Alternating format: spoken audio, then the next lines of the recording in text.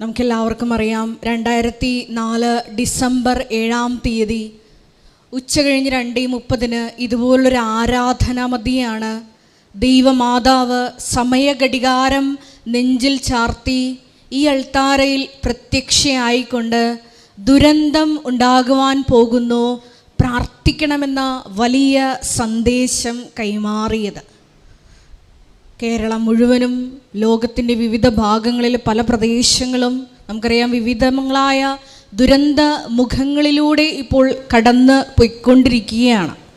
പരിശുദ്ധ ദൈവമാതാവ് അന്ന് നമ്മളോട് പറഞ്ഞത് ഇപ്രകാരമാണ്: ദുരന്തം ഉണ്ടാകുവാൻ പോകുന്നു, പ്രാർത്ഥിക്കണം. ജീവിതത്തിൻ്റെ വിവിധ ദുരന്ത മുഖങ്ങളിൽ നിന്നുകൊണ്ടാണ് നമ്മളും പരിശുദ്ധ അമ്മയുടെ ആലയത്തിലോട്ട് നീന്തി കയറിയിട്ടുള്ളത്. മരിയൻ ഉടമ്പടി എടുത്തുകൊണ്ട് അവൻ പറയുന്നത് പോലെ ചെയ്തുകൊണ്ട് ഉടമ്പടി നിബന്ധനകൾ വിശ്വസ്തതാപൂർവം പാലിച്ചുകൊണ്ട് നമ്മളെ തന്നെ വിശുദ്ധീകരിക്കുമ്പോൾ നമ്മുടെ പ്രാർത്ഥനകളും ദൈവ തിരുസന്നിധിയിൽ സ്വീകാര്യമാകുമെന്നാണ് ഈ പ്രത്യക്ഷീകരണം നമ്മളോട് വിളിച്ചു പറയുന്നത്. അതുകൊണ്ട് തന്നെ ഈ ഉടമ്പടി ധ്യാനത്തിലായിരിക്കുമ്പോൾ ഈ ധ്യാനം നയിക്കുവാൻ പോകുന്ന ബഹുമാനപ്പെട്ട VP ജോസഫ് അച്ഛനെ ദൈവപിതാവിൻ്റെ കരങ്ങളിൽ സമർപ്പിച്ച് നമുക്കൊരു നിമിഷം പ്രാർത്ഥിക്കാം. ഈ ധ്യാനം എപ്പോഴെല്ലാം ആരെല്ലാം കൂടുന്നുവോ അവരുടെ എല്ലാവരുടെയും ജീവിതത്തെ വിശുദ്ധീകരിക്കുവാനും ശക്തീകരിക്കുവാനും അവരെ പുതിയ സൃഷ്ടികളാക്കി മാറ്റുവാനുമുള്ള വലിയ വചന വെളിപാടുകൾ ഈ ആരാധനയിൽ ഉടനീളം ഞങ്ങൾക്ക് നൽകണമേ എന്ന് പ്രാർത്ഥിക്കുന്നു. ആരെല്ലാം ഈ ധ്യാനം കൂടുന്നുവോ, ഏതെല്ലാം സമയങ്ങളിൽ കൂടുന്നുവോ അപ്പോഴെല്ലാം പരിശുദ്ധ അമ്മയുടെ പ്രത്യേകമായ സാന്നിധ്യം, ദിവ്യകാരുണ്യനാഥൻ്റെ സന്ധിപ്പ് അനുഭവിക്കുവാനുള്ള വലിയ കൃപയ്ക്ക് വേണ്ടി ഒരു നിമിഷം പ്രാർത്ഥിക്കാം. ഹല്ലേലൂയ, ഹല്ലേലൂയ, യേശുവേ ആരാധന. ദിവ്യകാരുണ്യ അനുഭവത്തിന്റെ നിമിഷങ്ങളാകുവാൻ കർത്താവേ ഞങ്ങൾക്ക് ആവശ്യമായ വചനങ്ങൾ നൽകി അനുഗ്രഹിക്കണമേ. അങ്ങയുടെ ജീവിക്കുന്ന സാന്നിധ്യം നൽകി അനുഗ്രഹിക്കണമേ. ഹല്ലേലൂയ.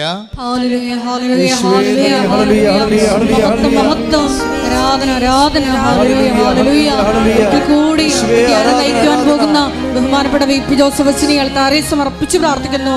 കൃപാസനത്തിന്റെ എല്ലാ ശുശ്രൂഷ മേഖലകളെയും ഞങ്ങൾ സമർപ്പിച്ച് പ്രാർത്ഥിക്കുന്നു. ആരാധനയിൽ ഉടനീളം ഈശോയുടെ സാന്നിധ്യം പ്രകടമാക്കണമെന്ന് പ്രാർത്ഥിക്കുന്നു. ഹല്ലേലൂയ,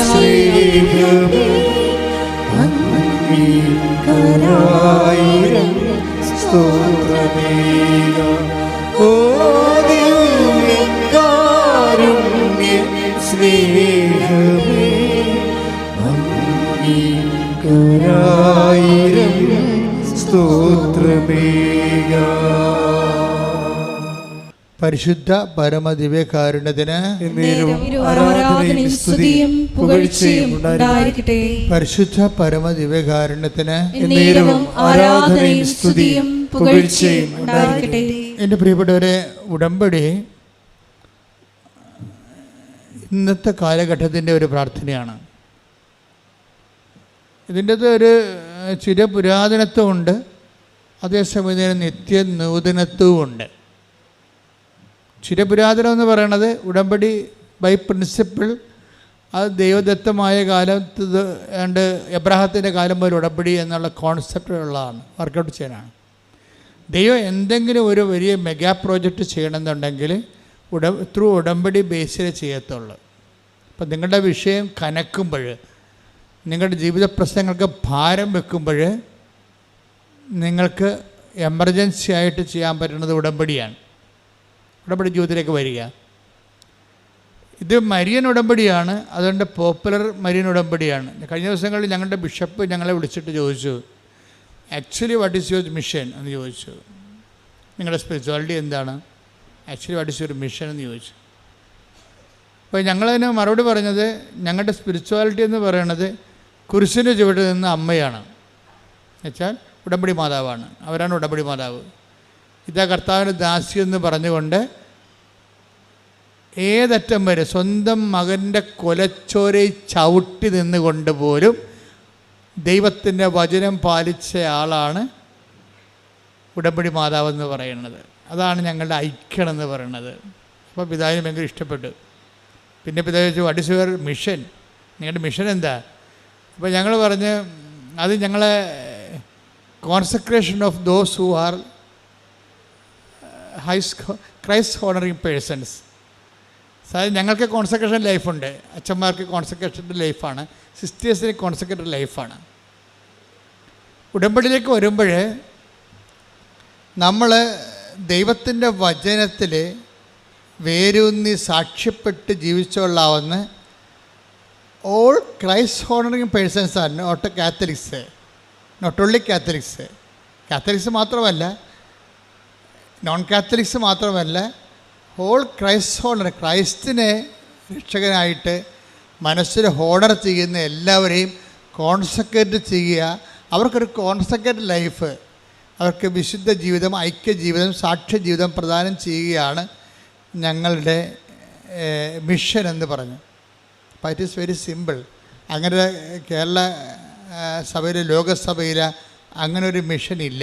ശരിക്കും പ്രീച്ചിങ്ങൊക്കെ ഉണ്ട്, ഇവാഞ്ചലൈസേഷൻ ഉണ്ടെന്ന് പറഞ്ഞാലും ഒരു അതായത് ക്രൈസ്റ്റ് ഹോണറിങ് ആയിട്ടുള്ളൊരു പേഴ്സൺസിനെ എങ്ങനെയാണ് കോൺസെക്രേറ്റ് ചെയ്യുക, വചനാധിഷ്ഠിതമായി കോൺസെക്രേറ്റ് ചെയ്തിട്ട് അവരെ വചനത്തിൻ്റെ വിത്തിൻ നോ ടൈം അവരെ സാക്ഷികളാക്കി മാറ്റുന്ന ഭയങ്കരമായ ഒരു സംഭവമാണ് ഉടമ്പടി നടക്കുന്നത്. അപ്പം അത് നമ്മൾ അനുഭവങ്ങളിലൂടെ കണ്ട് മനസ്സിലാക്കിയതാണ്. ഓരോ ദിവസവും കണ്ടുകൊണ്ടിരിക്കുകയാണ്.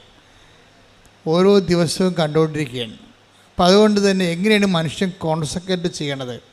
കോൺസെക്രേറ്റ് വെച്ച് കഴിഞ്ഞാൽ അവൻ വിശുദ്ധീകരിക്കുകയും ചെയ്യും, ശക്തീകരിക്കുകയും ചെയ്യും. ഒരേ സമയത്ത് തന്നെ മനുഷ്യൻ വിശുദ്ധീകരിക്കുമ്പോഴും ശക്തീകരിക്കുമ്പോഴും അവൻ എന്തായിട്ട് മാറും? അവന് ഒരു മനുഷ്യൻ ഉടമ്പടിയിലൂടെ എന്താ സംഭവിക്കണത്? വിശുദ്ധീകരിക്കുകയും ചെയ്യും, അപ്പം ശക്തീകരിക്കുകയും ചെയ്യാം. അപ്പം ശക്തീകരിക്കാൻ നമുക്ക് എന്ത് പറ്റും? അധികാരവും ബലവും ഉണ്ടാകും. അധികാരവും ബലവും ബൈബിളിൽ ഈശോയ്ക്കുണ്ടായിരുന്ന ഒരു സംഭവമാണ് അധികാരവും ബലവും. സത്താനെപ്പോലും അവൻ ശാസിച്ച് മാറ്റുമ്പോൾ ജനങ്ങളുടെ കമൻ്റ് അതാണ്. ലുക്കാൻ്റെ സുവിശേഷം 4:36 എടുത്ത് എല്ലാവരും അത്ഭുതപ്പെട്ട് പരസ്പരം പറഞ്ഞു. എല്ലാവരും അത്ഭുതപ്പെട്ട് പരസ്പരം പറഞ്ഞു, എന്തൊരു വചനമാണിത്, ഇവൻ അധികാരത്തോടും ശക്തിയോടും കൂടെ അശുദ്ധാത്മാക്കളോട് കൽപ്പിക്കുകയും അവ വിട്ടുപോവുകയും ചെയ്യുന്നുവല്ലോ. ഇപ്പം അധികാരത്തോടും ശക്തിയോടും കൂടി കൽപ്പിക്കുകയും, ഇപ്പം വചനങ്ങൾക്കെല്ലാം അധികാരവും ശക്തിയും ലഭിക്കും. ഇത് ഒരു ഫ്രഷ് ഹാൻഡ്സിനെ പോലും പെട്ടെന്ന് അധികാരിയാക്കി മാറ്റും. ആത്മീയ അധികാരം ഉണ്ടാകും. ഒരു പുതിയ, ഇപ്പം നിങ്ങളൊരു ഉടമ്പടി എടുത്തിട്ട് 3 മാസമേ ആയുള്ളൂ. പക്ഷേ നിങ്ങൾ ഉടമ്പടിയോട് വിശ്വസ്തരാണെങ്കിൽ ചേർന്ന് നിൽക്കുന്നത് വിശ്വസ്തതയും, അവിശ്വസ്തത കാണിച്ചാൽ ചിതറിപ്പോകും. നമ്മൾ ഉടമ്പടിയുടെ പ്രശ്നം അതാണ്. ചേർന്ന് നിൽക്കുക, ദൈവത്തോട് ചേർന്ന് നിൽക്കണമെങ്കിൽ എല്ലാവർക്കും ആഗ്രഹം ഉണ്ടാവും അല്ലേ, ദൈവത്തോട് ചേർന്ന് നിൽക്കണമെന്ന്. ബൈബിളിൽ 2 ഇടയ്ക്ക് ലൂപ്പ് ഹോളില്ല. ഒന്നെങ്കിൽ ചിതറക്കപ്പെട്ടിട്ട് നിൽക്കാം, അല്ലെങ്കിൽ ചേർന്ന് നിൽക്കാം. 2 ഉള്ളൂ. ഇപ്പം ചേർന്ന് നിൽക്കുന്നത് വിശ്വസ്തതയും, ചിതറിക്കപ്പെടുന്നത് ഇപ്പോൾ നെഹേമിയ എന്തുകൊണ്ടാണ് അവിടെ ചിതറിപ്പോയെന്ന് പറയുന്നുണ്ട്. നെഹ്യം 1:8 എടുത്ത് ശ്രുതികട്ടെ. ഹല്ലേലൂയ,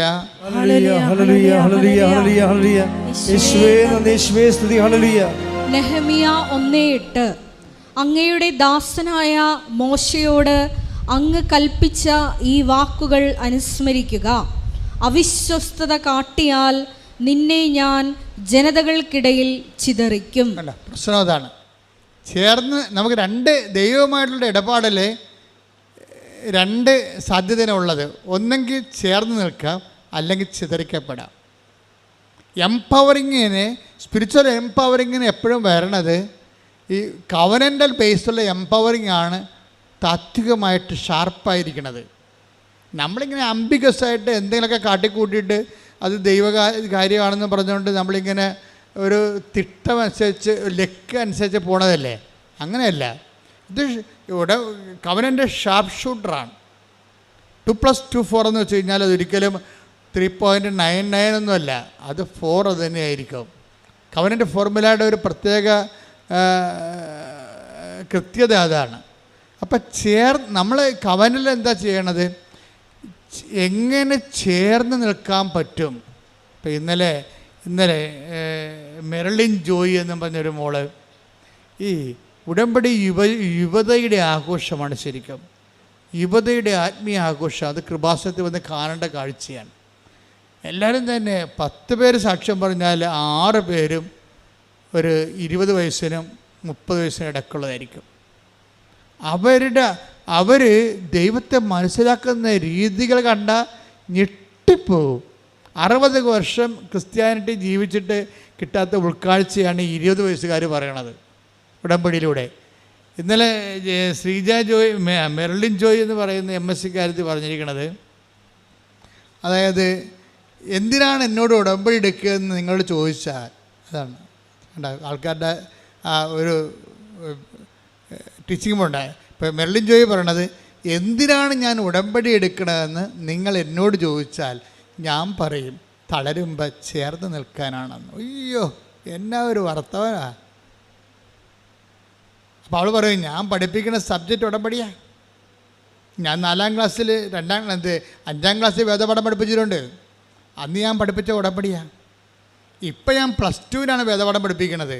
ഞാനിപ്പോൾ പഠിപ്പിക്കുന്ന വിശ്വസ്തയെക്കുറിച്ചാണ് പഠിപ്പിക്കുന്നത്. എല്ലാം ഉടമ്പടിയാണ്. ഉടമ്പടി ജീവിച്ചിട്ട് അത് കുഞ്ഞുങ്ങളെ പഠിപ്പിച്ചു കൊടുക്കുകയാണ്.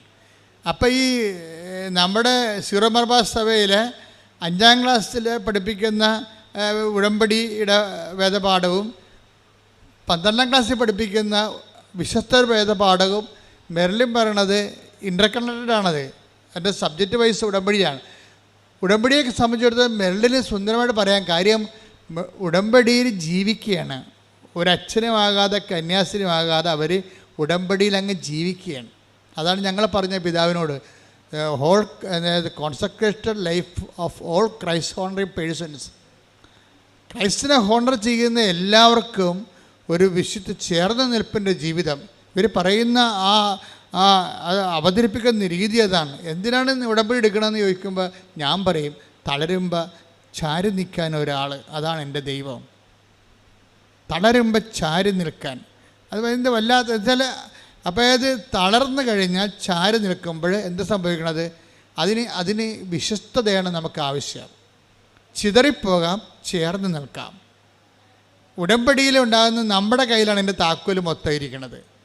നമ്മൾക്ക് അവിശ്വസ്തത കാണിച്ചപ്പോൾ നെഹേമ്യ 8 എന്താ പറയണത്, 1:8 എന്താ പറയണത്, നിങ്ങൾ ചിതറിപ്പോയി. കാരണം എന്താണ്, എന്നോട് നിങ്ങൾ ചേർന്ന് നിന്നില്ല, അവിശ്വസ്തത കാണിച്ചു. പ്രാർത്ഥിക്കുക, കർത്താവേ ഉടമ്പടിയിലൂടെ അങ്ങയുടെ വചനത്തോടെ അത് പാലിച്ചുകൊണ്ട് വിശ്വസ്തത കാട്ടി ചേർന്ന് നിന്നുകൊണ്ട് ബലം പ്രാപിക്കുവാൻ എന്നെ സഹായിക്കണമേ. ശ്രദ്ധിക്കട്ടെ. ഹല്ലേലൂയ.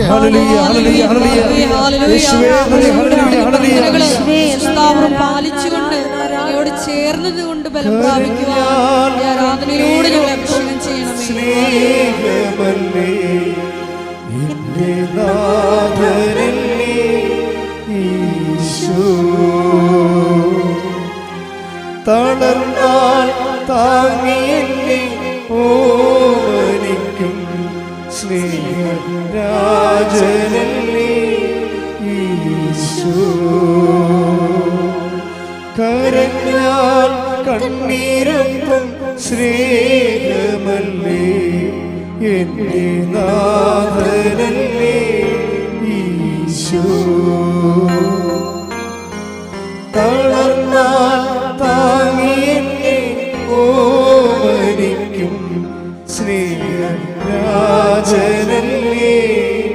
ഈശോ.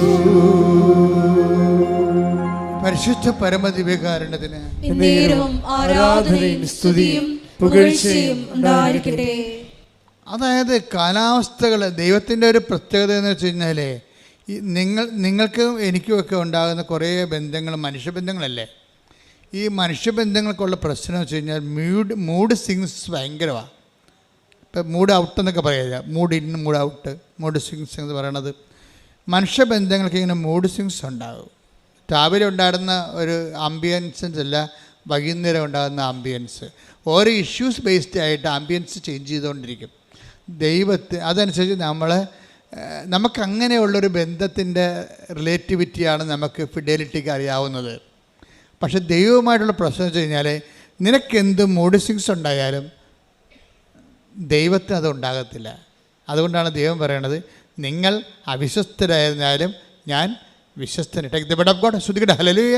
ഹല്ലേലൂയ ഹല്ലേലൂയ ഹല്ലേലൂയ ഹല്ലേലൂയ. യേശുവേ നന്ദി. ഹല്ലേലൂയ ഹല്ലേലൂയ.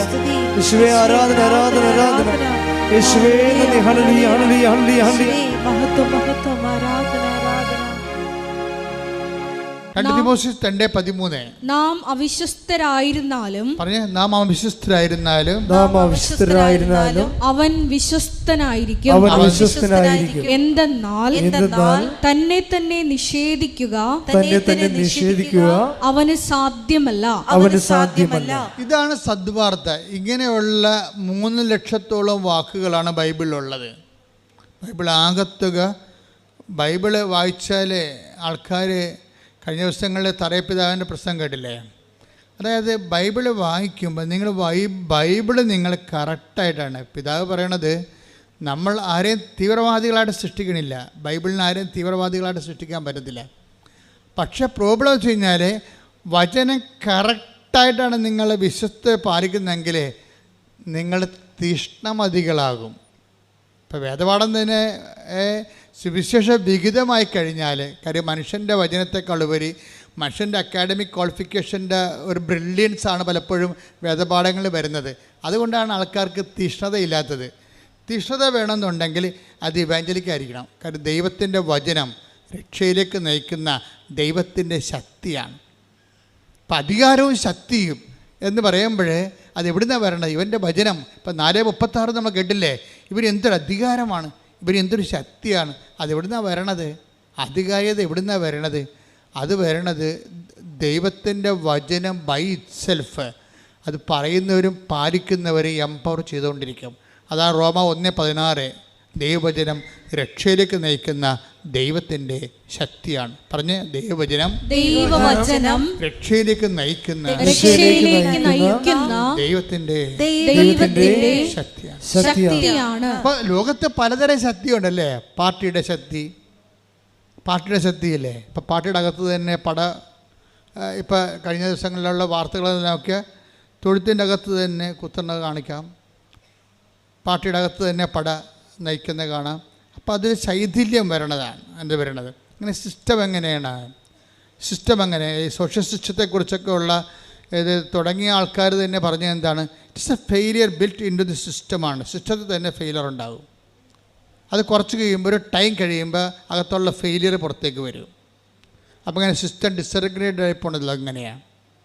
അപ്പം അതുകൊണ്ട് അതുപോലെ സ്വാഭാവികമായിട്ട് കാലത്തിൻ്റെ ഒരു രീതിയിലൊരു സെക്കൻഡ് കമ്മിങ് ഇങ്ങനെ വരും. എല്ലാ സിസ്റ്റത്തിനും ഒരു സെക്കൻഡ് കമ്മിങ് ഉണ്ടാവും. അകത്ത് തന്നെ ശൈഥില്യം ആരംഭിക്കും. സഭയ്ക്കും ഈ പ്രിൻസിപ്പിൾ ബാധകമാണ്. നമ്മൾ ശ്രദ്ധിച്ചില്ലെങ്കിൽ ശൈഥില്യം ആരംഭിക്കും. വിശ്വാസത്തിനും ഈ പ്രിൻസിപ്പിൾ ബാധകമാണ്. ശൈഥില്യം അകത്തുനിന്ന് തന്നെ ഉണ്ടാകും. ഫെയിലിയർ എന്ന് പറഞ്ഞ സംഭവം ഇതിൻ്റെ ഉള്ളിൽ തന്നെ ഉണ്ട്. ഇവനെ അടക്കി ഒതുക്കി നിർത്തിക്കൊണ്ട് ദൈവത്തോട് ചേർന്ന് നിന്ന് വിശ്വസ്ത പാലിച്ച് പോകാനുള്ള ഒരു കഴിവ് കൂടിയാണ് ആധ്യാത്മികത എന്ന് പറയുന്നത്. ശ്രുതികട്ടെ ഹല്ലേലൂയ. ഹല്ലേലൂയ ഹല്ലേലൂയ ഹല്ലേലൂയ. യേശുവേ ഹല്ലേലൂയ മഹത്വം മഹത്വം ഹല്ലേലൂയ ഹല്ലേലൂയ. ആരാധന ആരാധന ആരാധന അങ്ങേക്ക് ആരാധന ആരാധന ആരാധന ആരാധന അങ്ങേക്ക് ആരാധന. ഈ ചേർന്ന് നിൽക്കുന്ന വിശ്വസ്തയുടെ ഭാഗമായിട്ടാണ് എന്ത് കൊണ്ടാണ് ഈ അഡ്ഹേസീവ് പവർ, ചേർന്ന് നിൽക്കുക, ഒട്ടി നിൽക്കുക. അല്ല, അഡ്ഹേസീവ് പവർ എന്താണ് ശരിക്കും പറഞ്ഞാൽ? അത് ദൈവസ്നേഹമാണ് ശരിക്കും. ഉടമ്പടി ഇല്ലാത്തവർ, ഉടമ്പടിയിൽ ഉള്ള ആൾക്കാർക്ക്, ചില ആൾക്കാർക്ക് ഇങ്ങനെ ശൈഥില്യം സംഭവിക്കുന്നതിൻ്റെ കാരണം വിഷയസ്നേഹമാണ്, അല്ലെങ്കിൽ വസ്തുസ്നേഹമാണ്. ഉടമ്പടി അതിൽ വർക്കൗട്ട് ചെയ്യത്തില്ല. നിങ്ങളുടെ IELTS, നിങ്ങളുടെ PR, നിങ്ങളുടെ കാനഡ, നിങ്ങളുടെ പെൻഷൻ, നിങ്ങളുടെ വസ്തു വിൽപ്പന, അതിനാണ് നിങ്ങൾക്ക് ഇമ്പോർട്ടൻസ് എന്നുണ്ടെങ്കിൽ ആ വസ്തു സ്നേഹമെന്ന് പറയും. അവിടെ വ്യക്തിസ്നേഹമില്ല. നിങ്ങൾ ഈ മരണം വരെ ഈ ഉടമ്പടിയുടെ കാലമെല്ലാം ആൾക്കാർ വസ്തുസ്നേഹത്തിലാണ് ജീവിക്കുന്നത്. അതുകൊണ്ടാണ് ഇത് വർക്കൗട്ട് ചെയ്യാത്തത്. അതിനകത്ത് വ്യക്തിസ്നേഹം വരണം ശരിക്കും പറഞ്ഞാൽ. അപ്പോൾ ഈ ചേർന്ന് നിൽക്കുക, ചിതറി നിൽക്കുക എന്ന് പറയുമ്പോൾ രണ്ടിന്, ഒന്ന് ചേർന്ന് നിൽക്കുന്നത് വിശ്വസ്തത, ചിതറി നിൽക്കുന്നത് അവിശ്വസ്തത എന്ന് പറയും. അപ്പോൾ ചേർന്ന് നിൽക്കുന്ന അഡ്ഹേഴ്സിവ് പവർ എന്താണ്? അത് വ്യക്തിസ്നേഹമാണ്. ആരോട്? ദൈവത്തോടുള്ള വ്യക്തിസ്നേഹം. എന്തിനാണ് നീ ഉടമ്പടി എടുക്കണമെന്ന് ചോദിച്ചു കഴിഞ്ഞാൽ ഒറ്റ ശ്വാസത്തിൽ പറയണം, ദൈവത്തെ സ്നേഹിക്കാൻ. ഞാൻ ദൈവത്തെ സ്നേഹിച്ച് ജീവിക്കുന്ന ആളാണ്, പക്ഷേ ഇപ്പോഴൊരു ഉത്തരവാദിത്വത്തോടെ. ഇപ്പം പേരൻറ്ഹുഡ് പല രീതിയിലില്ലേ. പേരൻറ്ഹുഡ്, ഒരു കുഞ്ഞ് വളർന്നു വരുന്ന മുമ്പ് തന്നെ അടുത്തത് പ്രഗ്നൻ്റ് ആകണമെങ്കിൽ നിരുത്തരവാദിത്തരമായ ജന്മമാണത്. ഒരു കുഞ്ഞ് വളർന്നാലും മുലകുടി മാറുന്ന 3 മാസമായപ്പോൾ തന്നെ അമ്മ വീണ്ടും പ്രഗ്നൻ്റ് ആണെങ്കിൽ അതിന് ഇറസ്പോൺസിബിൾ പാരൻറ്ഹുഡ് എന്ന് പറയും. എന്ന് വെച്ച് കഴിഞ്ഞാൽ ആ മുലകുടി മാറാത്ത കുഞ്ഞിനെ കെയർ ചെയ്യാതെയാണ് വീണ്ടും മാതാപിതാക്കന്മാർ വീണ്ടും അടുത്ത കുഞ്ഞിന് ജന്മം കൊടുക്കണമെങ്കിൽ എങ്കിൽ പുറത്തുള്ള ആൾക്കാർ അതിനെ പറയണത് ഇറസ്പോൺസിബിൾ പാരൻറ്ഹുഡ് എന്ന് പറയും. ആ കുഞ്ഞിന് മുലകുടി മാറി അതിന് 2 കൊല്ലമൊക്കെ മുലകുടിക്ക് കുടിച്ച് അത് തന്നെ നിൽക്കാൻ കഴിയുമ്പോൾ അടുത്ത കുഞ്ഞായ റെസ്പോൺസിബിൾ പാരൻറ്ഹുഡ് എന്ന് പറയും. അപ്പോൾ ഇത് നമ്മൾ ബോധപൂർവ്വം തന്നെ. അപ്പം നമ്മളിതിന് ഈ ഉടമ്പടിയിൽ നമ്മളെല്ലാവരും ദൈവത്തെ സ്നേഹിക്കുന്നവരാണ്. പക്ഷേ റെസ്പോൺസിബിൾ ലൈഫാണോ അറിയത്തില്ല നമ്മളിങ്ങനെ. അപ്പോൾ റെസ്പോൺസിബിൾ ലൈഫ് എന്ന് പറയുന്ന ഒരു സംഭവം ഉടമ്പടി നിങ്ങളെ ഉത്തരവാദിത്തമുള്ള ദൈവസ്നേഹത്തിലേക്ക് കൊണ്ടുവരും. എല്ലാവരും ദൈവം സ്നേഹിക്കുന്നവരാണ്, ദൈവത്തെ സ്നേഹിക്കുന്നവരാണ്. ഉടമ്പടി നിങ്ങളെ ഉത്തരവാദിത്തമുള്ള ദൈവസ്നേഹത്തിലേക്ക് കൊണ്ടുവരും. ഒന്ന് പ്രാർത്ഥിച്ച്, കർത്താവായ ദൈവമേ, ഉടമ്പടിയിലൂടെ ഉത്തരവാദിത്തമുള്ള ദൈവസ്നേഹത്തിലേക്ക് ഞങ്ങളെ ചേർത്ത് നിർത്തിയതിന് നന്ദി പറയുന്നു.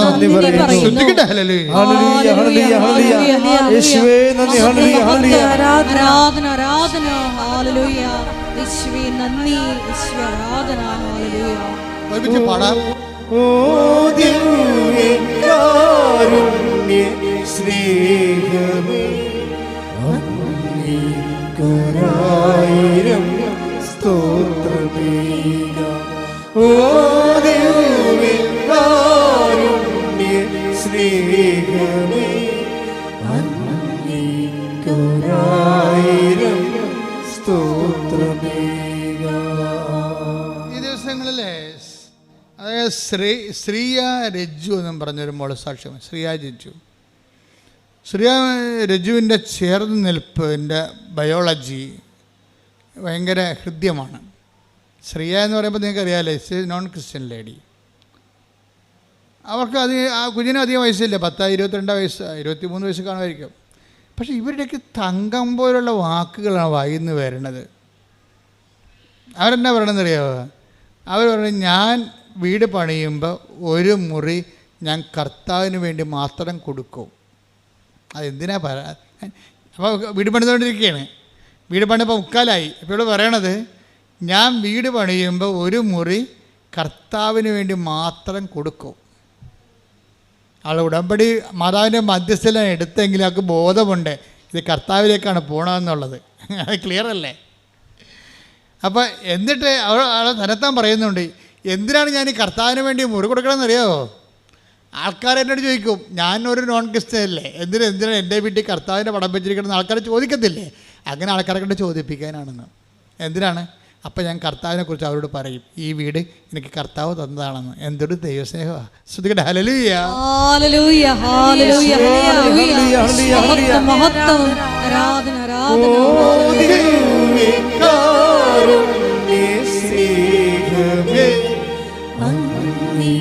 അങ്ങേക്കൊരായിരം സ്തോത്രമേകാം. ഓ ദിവ്യകാരുണ്യ സ്നേഹമേ, അങ്ങേക്കൊരായിരം സ്തോത്രമേകാം. ഇപ്പം നിങ്ങൾക്ക് അതിൻ്റെ ഒരു ലൈൻ മനസ്സിലായില്ലേ? എത്ര പെട്ടെന്നാണ് ഈ ആൾക്കാർ ചേർന്നങ്ങടെ നിൽക്കണത്. കർത്താവുമായിട്ടങ്ങ് ചേർന്ന് നിൽക്കുകയല്ലേ, സ്നേഹത്തിൽ താൻ ചേർന്ന് നിൽക്കുന്ന. അവൻ എന്നോട് സ്നേഹത്തിൽ ചേർന്ന് നിൽക്കുന്നത് കൊണ്ട് ഞാനവനെ മാനിക്കും. സങ്കീർത്തകൻ്റെ വലിയൊരു ദൈവാനുഭവമാണ് ചേർന്ന് നിൽപ്പ്. Take the word of God. സങ്കീർത്തനം 91:14. അവൻ സ്നേഹത്തിൽ എന്നോട് ഒട്ടി നിൽക്കുന്നതിനാൽ. ദാറ്റ് ഈസ് എന്ന് പറഞ്ഞ് അവൻ അവൻ അവൻ അവൻ സ്നേഹത്തിൽ എന്നോട് ഒട്ടി നിൽക്കുന്നത് കൊണ്ട് ഞാൻ അവനെ രക്ഷിക്കും. അവൻ എൻ്റെ നാമം അറിയുന്നത് കൊണ്ട് അവൻ എൻ്റെ നാമം അറിയുന്നത് കൊണ്ട് ഞാൻ അവനെ സംരക്ഷിക്കും. സംഭവം ഈ രക്ഷയും സംരക്ഷണവും വരണത് ചേർന്ന് നിൽപ്പിന്നാണ് വരണത്. നിങ്ങൾ ഇടമ്പടി എടുത്തിട്ട് അതിൻ്റെ സാങ്കേതികമായിട്ട് കുറച്ച് കാര്യങ്ങൾ കാട്ടിക്കൂട്ടി അത് അനുഷ്ഠാനമാക്കി മാറ്റിക്കഴിഞ്ഞാൽ വരണ്ട അനുഷ്ഠാനങ്ങളും വരണ്ട ആചാരങ്ങളും അനാചാരങ്ങളായി മാറും. ആചാരമില്ലേ? ഉടമ്പടി കുറേ ആചാരങ്ങളില്ലേ? ഉപ്പിടുമ്പോഴൊരു ആചാരമുണ്ട്, ഉടമ്പടി തൈലം തേക്കുമ്പോഴൊരു ആചാരമുണ്ട് ഇല്ലേ? ഉടമ്പടി തൈലം എടുത്ത അപ്പം തന്നെ ആചാരം ചെയ്യും. ഈ ആചാരം അർത്ഥമറിയാതെ ചെയ്താൽ എന്ത് പറ്റും? ആചാരത്തിന് എന്ത് പറ്റും? അതിനാണ് അനാചാരം എന്ന് പറയണത്. അർത്ഥമറിയാതെ ആചാരം ഒത്തിരി പേർക്ക് ചെയ്യുവേ, എന്തെല്ലാം കാര്യങ്ങൾ ആൾക്കാരെ കാട്ടിക്കൂട്ടുന്നു. അർത്ഥം അറിയാതെ ചെയ്യുന്ന ആചാരങ്ങൾക്ക് എന്താ വിചാരിക്കണത്? പറയണത് അനാചാരം എന്ന് പറയും. ഉടമ്പടി പല ആൾക്കാരും അനാചാരമായിട്ടാണ് ചെയ്യണത്. എന്ന് വെച്ച് കഴിഞ്ഞാൽ അതെന്താണ് ചെയ്യണമെന്ന് അവർക്ക് ബോധമില്ല. അനാചാരം എന്ന് പറഞ്ഞ ആചാരം എന്ന് പറഞ്ഞ ഒരു ബോധമാണ്. അർത്ഥം അറിഞ്ഞ് ചെയ്യണം. ഇപ്പം തന്നെ ഈ ശ്രീജയുടെ കാര്യം തന്നെ എടുത്ത്, ശ്രീജയുടെ വീട് പണി നടന്നുകൊണ്ടിരിക്കുകയാണ്. കുടിക്കാനും വെള്ളമില്ല, തേപ്പിനും വെള്ളമില്ല. കുടിക്കാനും വെള്ളമില്ല അവിടെ. കാര്യം വെള്ളം ഇങ്ങനെ കലങ്ങിയ വെള്ളമാണ്. അത് നമുക്ക് ഒരു 10 ബക്കറ്റ് കിട്ടുമ്പോൾ കിണർ പറ്റിപ്പോവും. 10 ബക്കറ്റ് വെള്ളം കിടക്കുമ്പോൾ കിണർ പറ്റിപ്പോവും. കുടിക്കാനും പറ്റണില്ല. ഇപ്പോൾ ഉടമ്പടി ഇരിക്കുന്ന ഒരാളിൻ്റെ ജീവിതാനുഭവങ്ങളാണതേ. അപ്പോൾ കുടിക്കാനും വെള്ളമില്ല, വീട് തേക്കാനും വെള്ളമില്ല. അപ്പോൾ അവളെന്ത് ചെയ്യും? അവൾ കൊണ്ടുവന്ന ശേഷം ഉടമ്പടി ഉപ്പെടുത്ത്, നമുക്ക് ഉടമ്പടി ഒരു ജീവിതമാണല്ലോ. ഉടമ്പടി ഇരിക്കുന്നവർക്ക് എനിക്ക് സത്യം പറഞ്ഞ് ഇതൊക്കെ ആദ്യം ഒറ്റ ശ്വാസത്തിൽ കർത്താവ് വെളിപ്പെടുത്തിയാണ്, ഒന്നും അഡീഷൻ ചെയ്തിട്ടില്ല. ഉടമ്പടി ബുക്ക് എഴുതണ ഒരു 72 മണിക്കൂറുണ്ട്. 75 പേജ് 72 മണിക്കൂർ കൊണ്ട് എഴുതണതാണ്. അതിൻ്റെ അകത്ത് വന്നിട്ടുള്ളതാണ് ഉടമ്പടി തൈലം. അതും തേനായിരുന്നു ആദ്യം അതിൻ്റെ അകത്ത് ഉണ്ടായിരുന്നത്. ഉടമ്പടി തൈലത്തിന് പകരം ഞാൻ തേനെന്ന് എഴുതിയിരിക്കണത്. തേനെന്ന് എഴുതിയപ്പോൾ തന്നെ ഒരു മനുഷ്യൻ ഇതിൻ്റെ അകത്ത് വന്നിട്ട് തേൻ നിറച്ച ആളെ തല്ലി. അയാളെന്നെ വിളിച്ച്, അച്ഛാ ഞാൻ തേൻ നിറച്ചുകൊണ്ടിരിക്കുന്ന സമയത്ത് ഒരാൾ വന്ന് എന്നെ തല്ലിയെന്ന് പറഞ്ഞ്. രതീഷാണ് അന്ന് തേൻ നിറക്കണം ആദ്യം. അപ്പം ഞാൻ പറഞ്ഞു, സാരമില്ല, നീ അത് തേൻ മാറ്റിയിട്ട് ഉടമ്പടി തേലുമാക്ക്. തല്ലിയ കാര്യം ഞാൻ മൈൻഡ് ചെയ്യില്ല, അത് കർത്താവിന് കാഴ്ചവെച്ചാൽ മതി എന്ന് പറഞ്ഞു. അത് നീ കർത്താവിന് കാഴ്ചവെച്ചാൽ മതി എന്ന് പറഞ്ഞ്. തേൻ മാറ്റാൻ കർത്താവ് പറഞ്ഞിരിക്കണതാണെന്ന്. തേൻ ബൈബിളിലുള്ളതല്ല, അത് ആശ്രയിച്ച് കൊടുക്കുന്നതാണ്. ഉടമ്പടി തൈലമാണ്. ഉടമ്പടി തൈലമാക്കാൻ വേണ്ടിയാണ് തല്ലുകൊണ്ടിരിക്കുന്നത്. അപ്പം തല്ലുകൊണ്ടുണ്ടാക്കിയതാണ് ഉടമ്പടി തൈലം. ആ 75 മണിക്കൂറിനുള്ളിൽ സംഭവിച്ച വിഷയങ്ങളാണത്. ഇതൊക്കെ തുടങ്ങി അതിനുശേഷം ഞങ്ങളൊന്നും ആഡ് ചെയ്തിട്ടില്ല. അതിൽ ബുദ്ധിപരമായിട്ട് ഓരോ സംഭവങ്ങൾ ചിന്തിച്ച് ആലോചിച്ച് ഇവിടെ കമ്മിറ്റി കൂടി സെനറ്റ് കൂടി തീരുമാനിക്കണമല്ല സംഭവം. ഇവിടെ കോൺഫറൻസ് കൂടിയിട്ട് തീരുമാനിക്കണമല്ല, ചർച്ച ചെയ്ത് തീരുമാനിക്കണമല്ല. ഒറ്റയടിക്ക് വന്ന വെളിപാടുകളാണ്. ആ വെളിപാടുകൾ ഒന്നിൻ്റെ അകത്ത് ബൈബിൾ കണ്ടന്റ് ഇല്ലെന്ന് പറഞ്ഞപ്പോൾ കിട്ടിയ തല്ലാണ് കിട്ടിയിരിക്കുന്നത് ഞങ്ങൾക്ക്. മനസ്സിലായില്ലേ? അപ്പോൾ അതേ പ്രശ്നത്തിന് അതിൻ്റെ കാരണങ്ങളുണ്ട്. അയാളെ തല്ലാനുള്ള കാരണങ്ങൾ. അയാളുടെ തേൻ കച്ചവടം പുറത്ത് നടക്കുന്നുണ്ടായിരുന്നു. അതാണ് സംഭവം. അതിന് പൂട്ടുവീഴുന്ന വിചാരിച്ചിട്ട് പുള്ളിക്കാരൻ കാണിച്ചതാണ്. പക്ഷെ നമ്മൾക്ക് വിവേചനമുള്ളത് കൊണ്ട് നമുക്ക് മനസ്സിലായി അതല്ല പ്രശ്നം. കർത്താവ് സംസാരിക്കണത് തേൻ തന്നെ മാറ്റാൻ പറയണത് കർത്താവ്. ഇതിനൊരു വിവേചനമാണ്. അവൻ്റെ കരുത്തേക്ക് കയറി അവനെതിരെ കൊണ്ടുപോയി ഹലാളാകണമല്ല പ്രശ്നം. ആ പാഠത്തിൻ്റെ അകത്തൊരു പാഠമുണ്ട്. അതറിയണമെങ്കിൽ ഒരു ജ്ഞാനവരം വേണം. ഉടമ്പടി നിശബ്ദതയുടെ പ്രാർത്ഥനയാണ്. ഉണ്ടായിട്ടുള്ളതിന് അവൻ മൂലമാണ്. അവനെ കൂടാതെ ഒന്നും ഉണ്ടായിട്ടില്ലെന്ന് പറഞ്ഞുകൊണ്ടാണ് ബൈബിൾ എഴുതപ്പെടുന്നത്. Take the word of God. യോഹന്നാൻ 1:3. സ്തുതിക്കട്ടെ. ഹല്ലേലൂയ ഹല്ലേലൂയ ഹല്ലേലൂയ ഹല്ലേലൂയ. യേശുവേ നന്ദി, യേശുവേ സ്തുതി, യേശുവേ ആരാധന ആരാധന ആരാധന ആരാധന, യേശുവേ നന്ദി, മഹത്വം മഹത്വം മഹത്വം. ഹല്ലേലൂയ. 1:3. സമസ്തവും അവനിലൂടെ ഉണ്ടായി. പറഞ്ഞ സമസ്തവും സമസ്തവും അവനിലൂടെ ഉണ്ടായി. അവനിലൂടെ ഉണ്ടായി. ഒന്നും അവനെ കൂടാതെ ഉണ്ടായിട്ടില്ല. ഒന്നും അവനെ കൂടാതെ ഉണ്ടായിട്ടില്ല. അപ്പൊ പോസിറ്റീവായാലും നെഗറ്റീവ് ആയാലും അതിൻ്റെ പിന്നിലെല്ലാം ദൈവത്തിൻ്റെ ഒരു പരിപാലനയുണ്ട്. ഇത് വിവേചിച്ച് മനസ്സിലാക്കേണ്ടത്. ഇത് വിവേചിച്ച് മനസ്സിലാക്കിയില്ലെങ്കിൽ നമ്മൾ ഒരു എന്താ പറയണത്, ഒരു ലോകത്താന്മാരായി പോകും. എല്ലാം മാനുഷികമായിട്ട് എടുക്കും, എന്നിട്ട് മുറിവേക്കും, എന്നിട്ട് അതിനനുസരിച്ച് നമ്മൾ പെരുമാറും. അപ്പം ജഡിക അരൂപിയാണ് നമ്മൾ പ്രവർത്തിക്കുന്നത്, ജഡാരൂപിയാണ്. ഒരു മനുഷ്യനിൽ 3 അരൂപിയാണ് പ്രവർത്തിക്കുന്നത് സാധാരണ. ഒന്ന് ജഡാരൂപി, ഒന്ന് ലോകാരൂപി, ഒന്ന് ദൈവാരൂപി. നമ്മളിതിൻ്റെ ഈ പ്രൊപ്പോർഷനുണ്ട് ഇതിൻ്റെ അകത്ത്. ജഡിക മനുഷ്യൻ എന്ന് പറയും, ബൈബിൾ പറയും. അപ്പോൾ അവന് 10% ജഡാരൂപി ആയിരിക്കും. അപ്പം ജഡിക മനുഷ്യന് വെളിപാടുകൾ പോഷത്വമാണെന്ന് പറയുന്നുണ്ട് ബൈബിള്. ജഡിക മനുഷ്യന് ദൈവികമായ കാര്യങ്ങൾ പോഷത്വമാണ്. അപ്പം അവനോട് കർത്താവ് പറയും, നിങ്ങളുടെ മുത്തുകൾ പന്നികളുടെ മുമ്പിൽ കൊണ്ട് വെതറിയിട്ട് കാര്യമില്ലെന്ന് പറയും. അതാ കാരണം ജഡിക മനുഷ്യൻ എല്ലാം നിങ്ങളിപ്പോൾ സംഭവിച്ചു ഉടമ്പടി ഇങ്ങനെ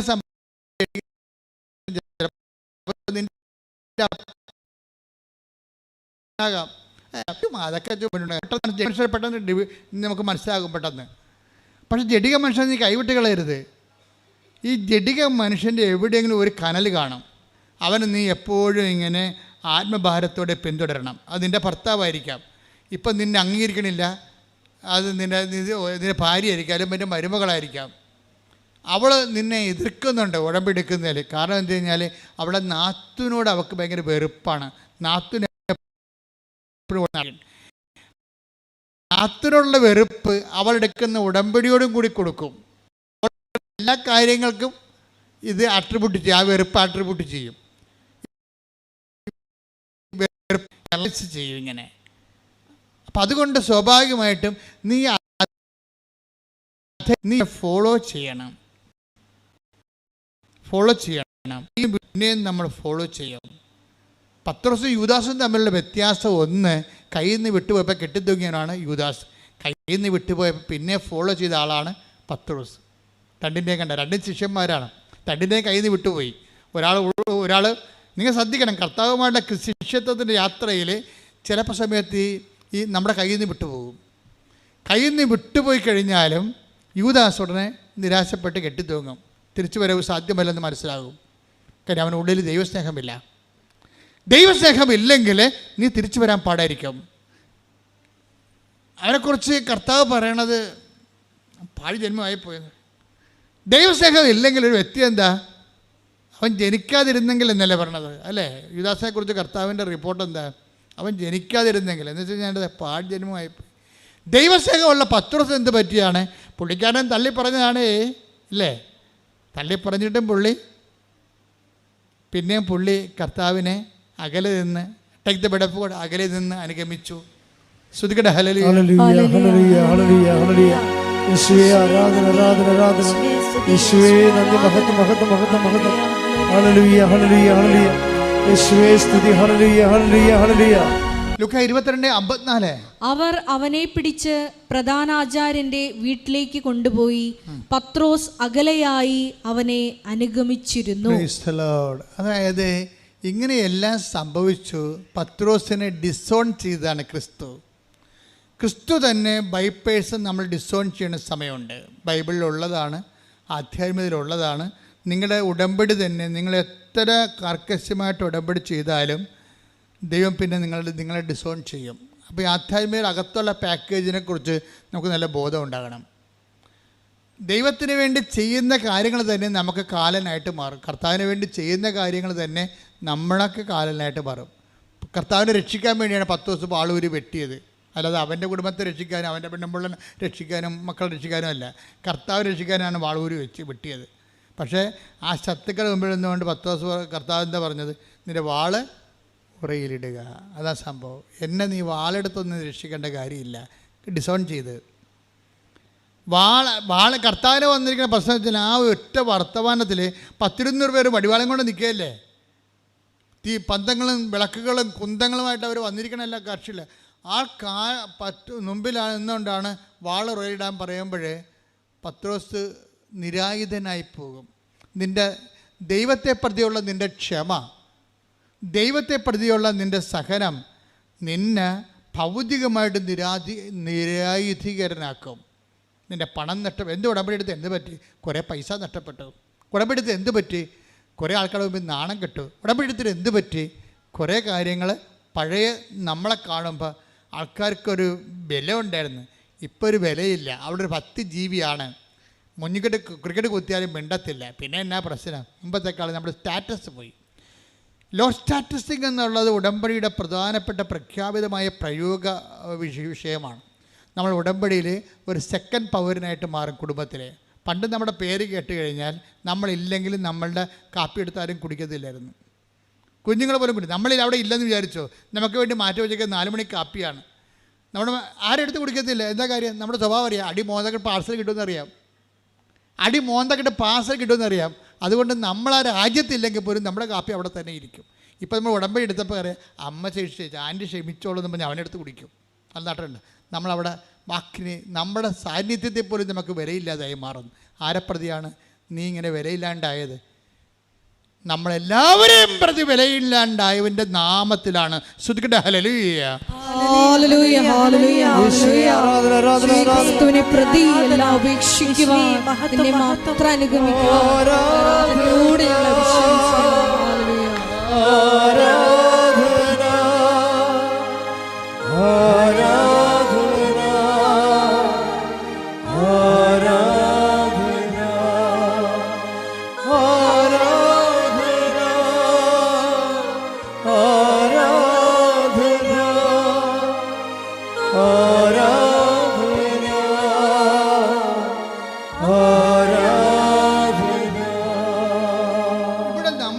മാനുഷികമായ ശക്തിയുണ്ട്, മാനുഷികമായ ഒരു സ്റ്റാറ്റസ് ഉണ്ട്. ഉടമ്പടിയിൽ ഇതാണ് നമ്മൾ ഉരിഞ്ഞു മാറ്റപ്പെടുന്നത്. കർത്താവിൻ്റെ വസ്ത്രങ്ങളൊക്കെ ഉരിഞ്ഞു മാറ്റില്ലേ അവർ? ആ സ്റ്റാറ്റസ് അവർ ചേഞ്ച് ചെയ്യണമാണ്. കർത്താവിൻ്റെ വസ്ത്രങ്ങളൊക്കെ അവർ ഉരിഞ്ഞു മാറ്റിയായിരുന്നു.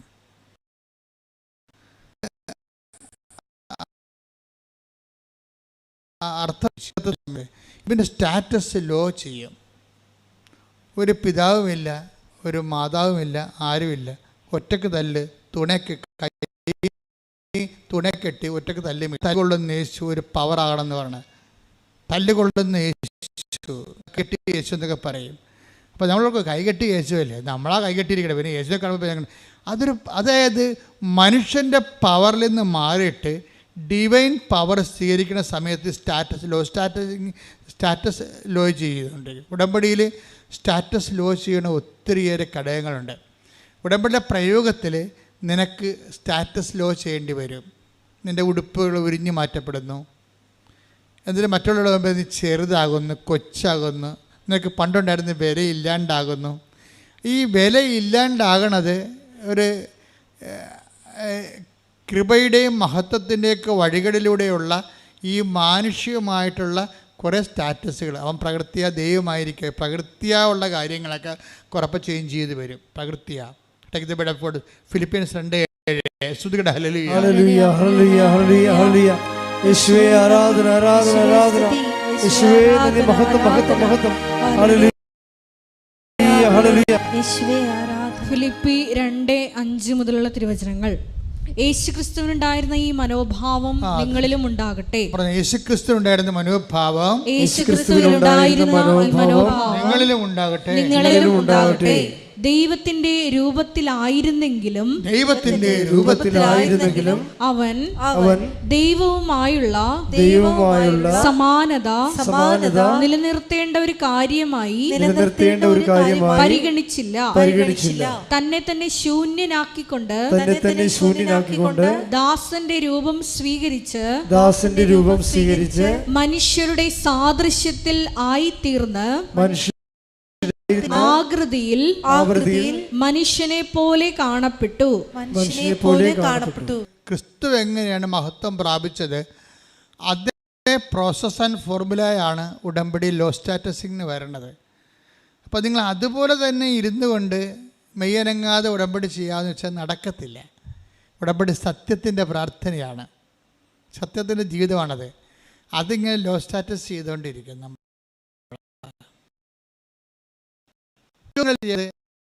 കേരളീയം പറഞ്ഞ എന്താ അറിയാമോ, എനിക്ക് ആൾക്കാരെ കാണില്ല, എനിക്ക് ക്രിസ്തുവിനെ കുറിച്ച്, ഞാൻ വേദപാഠ അധ്യാപകയാണ്, വേദപാഠ അധ്യാപകയാണ്, പക്ഷേ എനിക്ക് പൊതുജനങ്ങളെ കൺവിൻസ് ക്രിസ്തുവിനെക്കുറിച്ച് പറഞ്ഞ് എനിക്ക് പറയണമെന്ന് ഭയങ്കര ആഗ്രഹമാണ് ക്രിസ്തുവിനെക്കുറിച്ച്.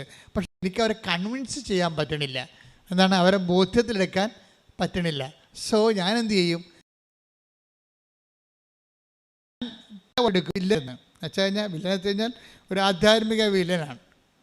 ഒന്നിലും കോസാത്ത, ഒന്നിലും പതറാത്ത ഒരു മനുഷ്യൻ.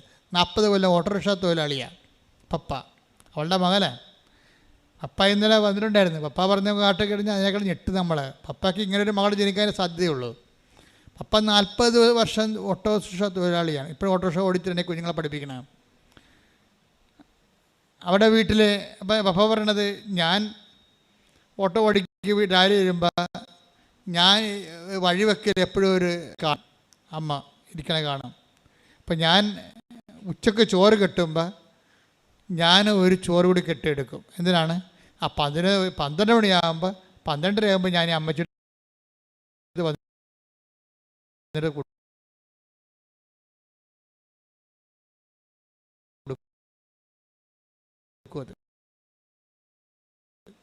എനിക്ക് സാമ്പത്തികമായ ഒരു ക്ലേശം പഠിപ്പിക്കണം, കുടുംബക്കാരും നോക്കണം. അവർ അതറിയില്ല. ഓട്ടോറിക്ഷയുടെ വരുമാനം കൊണ്ട് ഒരു കൊല്ലത്തോലുമാണ് വേദപാഠ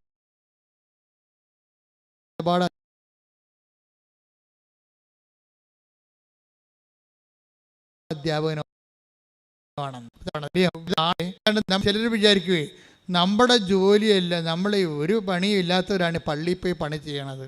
അല്ലെങ്കിൽ അവർക്കൊക്കെ തിന്നാനുണ്ടാവും വീട്ടിൽ ചെല്ലുമ്പോൾ. അവർക്ക് പള്ളിയിൽ പോയി പണി ചെയ്താൽ എന്താ കുഴപ്പം? എല്ലാവരും അങ്ങനെ വിചാരിക്കണത്. അവർക്ക് വീട്ടിൽ ചെല്ലുമ്പോൾ ഇപ്പോൾ ഭാര്യ ഭർത്താക്കപ്പെടും വേറെ ആൾക്കാർ ജോലി പള്ളിയിൽ ശുശ്രൂഷ ചെയ്യുമ്പോൾ നിങ്ങൾക്കറിയാമല്ലോ, ഈ ഉടമ്പടിയുടെ ലക്ഷ്യം തന്നെ എന്താണ്, നിങ്ങളെ പള്ളിയോട് അടുപ്പിക്കുക എന്നുള്ളതാണ്. നിങ്ങളെ പള്ളിയോട്, കൂദാശകളാണെന്ന് പറയും, നിങ്ങൾ സ്വന്തം വികാരിച്ചെടുത്ത് കുമ്പസാരിക്കാൻ പറയും. എന്താ കാര്യം, എവിടെ നിന്നാണ് സാക്രമെൻ്റ് നിങ്ങൾ സ്വീകരിച്ചത്, ദൈവം നിങ്ങളെ എവിടെ നിന്നാണ് നിങ്ങൾ കൂദാശ സ്വീകരിച്ചത്, ആ കൂദാശയുടെ ഉറവിടങ്ങളിലേക്ക് സഭയെ തിരിച്ചു കൊണ്ടുപോകണം. ലോകത്തുണ്ടായിട്ടുള്ള എല്ലാ പ്രസ്ഥാനങ്ങളും, ഇപ്പോൾ ടെസ്റ്റ്, അതുപോലെ തന്നെ കരിസ്മാറ്റിക് മൂവ്മെൻറ്റ്, അവരൊരു ഗ്രൂപ്പ്, ഒരു പിയർ ഗ്രൂപ്പ് ഉണ്ടാക്കും അവർ. അത് പിന്നെ ഇടവകയിൽ പ്രഷർ ഗ്രൂപ്പായിട്ട് മാറും. തന്നെയല്ല, അവർക്ക് ആവശ്യമില്ലാത്ത എത്രയോ വർഷം ഇരുന്ന ആളാണ്. അപ്പോൾ ഈ ഇങ്ങനെയുള്ള പ്രസ്ഥാനങ്ങൾ വരുമ്പോൾ അവരുടെ ഒരു ഗ്രൂപ്പാണ് ഇടവക വർക്ക് ചെയ്യണത്. ആ ഗ്രൂപ്പാകുമ്പോൾ അവർ തന്നെത്താൻ ചിന്തിക്കണത്, ഇപ്പോൾ കാറ്റഗോമൻസ് ഉൾപ്പെടെയുള്ളവരും അവൻ്റെ ഉള്ളിലുള്ള അഹംബോധം എന്താണ്, അവർ നോട്ട് ഓർഡിനറി ക്രിസ്ത്യൻസ്, ഞങ്ങൾ അവരെ മറ്റുള്ളവരെക്കാൾ എന്തോ പുതിയ ആൾക്കാരാണ്, വലിയ ആൾക്കാരാണെന്നുള്ള ബോധം ഉണ്ടാകും. ഞാൻ ഈ ഗ്രൂപ്പുകളൊക്കെ ഒന്നും വിമർശിക്കുകയല്ല, ഇന്നത്തെ ഉള്ള ആൾക്കാർ സ്വയം വിമർശിക്കാൻ വേണ്ടി ഞാൻ പറയണതാണ്. അതായത് എപ്പോഴും നമ്മൾ ചെയ്യേണ്ട കാര്യം വെച്ച് കഴിഞ്ഞാൽ, സഭയുടെ അകത്ത് നിന്നുകൊണ്ട് മറ്റൊരു സഭ ഉണ്ടാക്കരുത്. സഭയുടെ കൂടെ നിന്നുകൊണ്ട് സഭയെ ബലപ്പെടുത്തി കഴിഞ്ഞാൽ, ഉടമ്പടിയുടെ ഗുണം അതാണ്.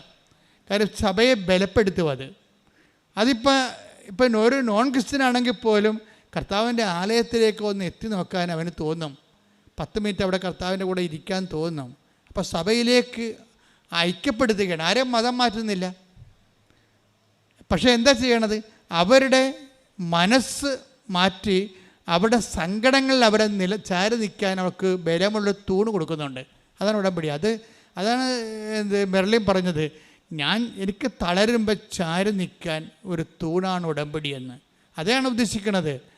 തളർച്ച എല്ലാവർക്കും ഏത് സമയത്തും വരാം, പക്ഷേ ചാരി നിൽക്കാൻ. ഇപ്പോൾ ഈ ഓട്ടോറിക്ഷ തൊഴിലാളിയാണ്, 40 കൊല്ലം ഓട്ടോറിക്ഷ ഓടിച്ചിട്ടാണ് കുടുംബം പോറ്റണത്.